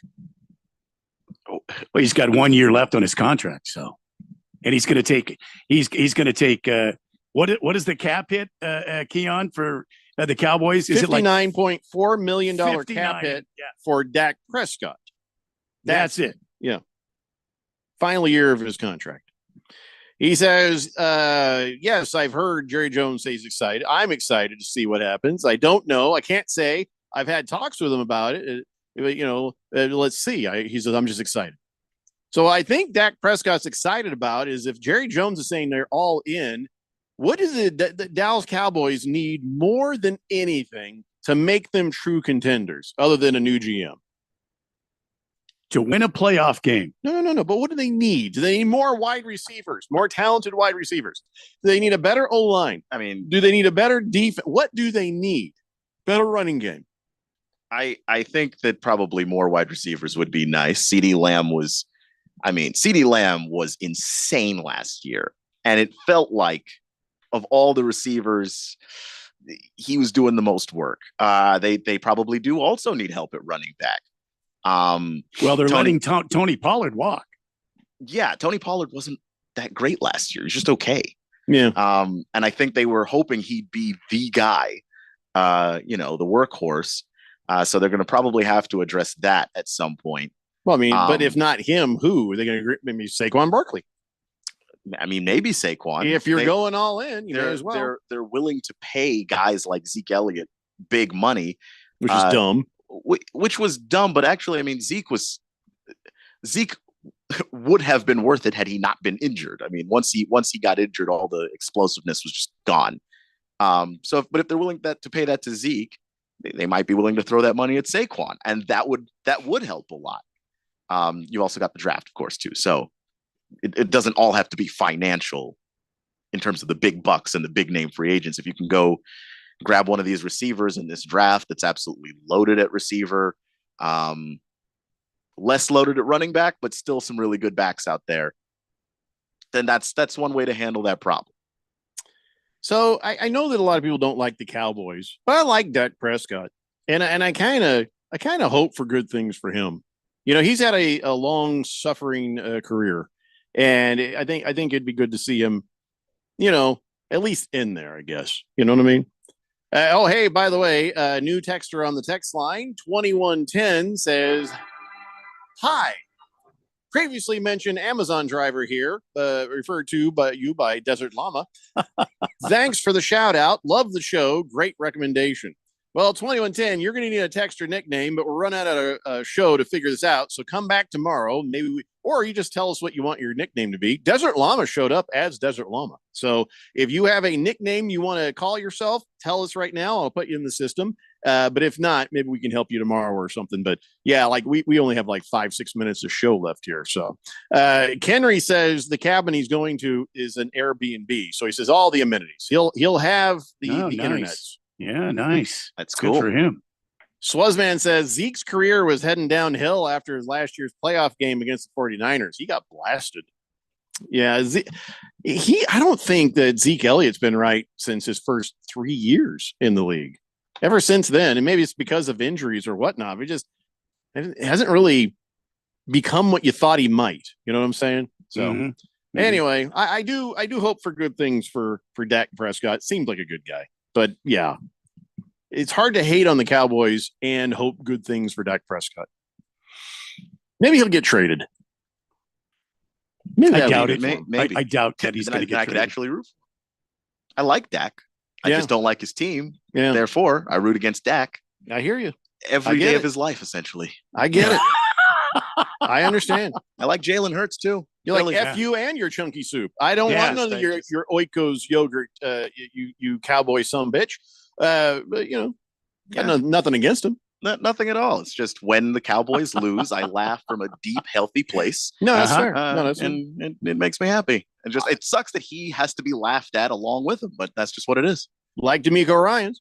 Hate them Texans. They're in my division. Yeah. Don't care about the Jaguars or the Titans either. They can all kiss my ass. So you get it. Anyway, ladies and gentlemen, it's time now for On This Date in Big George's sports history.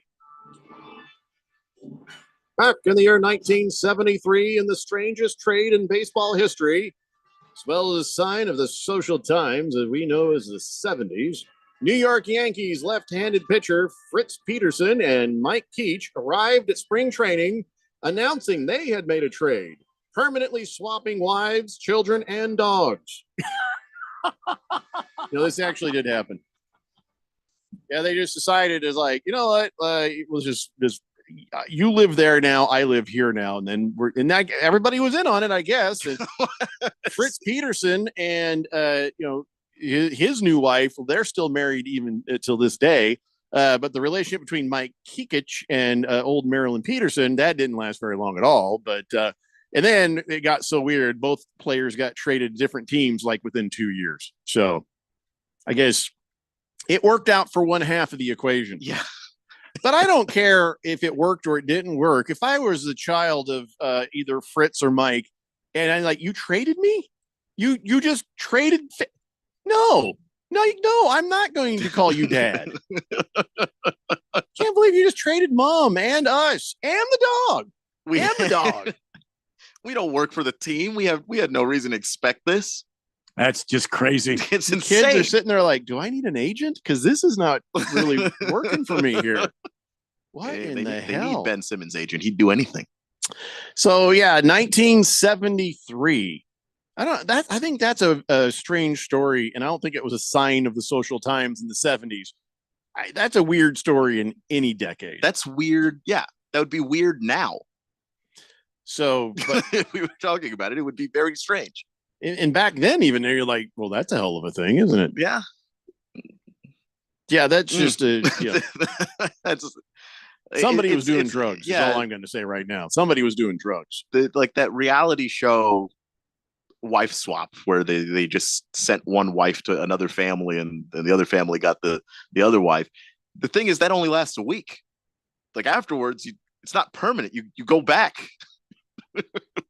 It's not a permanent trade. It's just a sort of appreciate the person you have kind of thing. This is love different. The one you're with. Yeah, the keys go in the bowl, not the deed to your house and adoption papers for the kids and a leash for the dog. This is too much. Yeah, it's bizarre. It's bizarre. Too much.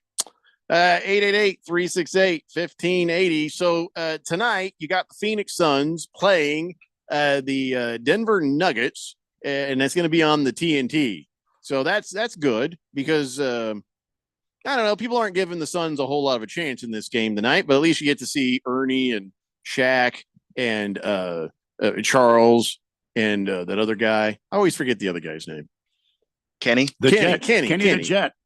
I know he's the Jet, but I always forget his first name. He's like the fourth wheel. You know what I'm just like, do we really need Kenny around? I mean, nobody's there to see Kenny. Everybody's there to see Charles and Shaq and Ernie. People like Ernie. Yeah. Kenny is just like, if Kenny weren't there, the show doesn't become worse.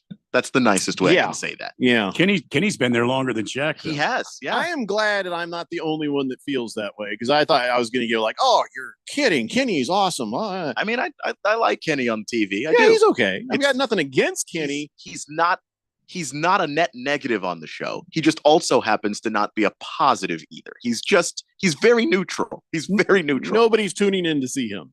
Yeah. The show is always weirder and different when there's no Shaq. It's weirder and different when there's no Chuck. It's weird when there's no Ernie. It's very weird. Who's this dopey white guy sitting there talking? Adam Lefkoe. Like he's friends with them. Like he knows these guys. He's like, like, you need to shut the hell up. They're getting Adam Lefkoe kind of ready to be the guy that replaces Ernie whenever he's finally ready to hang it up. They picked the wrong guy. So That's not the right guy. I think Adam's fine. I just need Kenny to. Ernie needs to live forever. I think I don't know, maybe because he does more broadcasts with them. I like Adam better when he's doing the show with Candace Parker and Dwayne Wade. Like that's okay. Well, he can go do that show, but they need somebody different. I'll take over for Ernie. But I feel like that's I a would do radically different show. I would do better than the guy that they have filling in for Ernie. I think. I mean, it would be a learn. very different show. Because the point, you got to like keep those guys in line, keep them on track. We get Emmys after Emmys because I would never keep them on track. Yeah, as evidenced by this show. See, Emmys upon Emmys, Emmys on Emmys. None of us stay on track.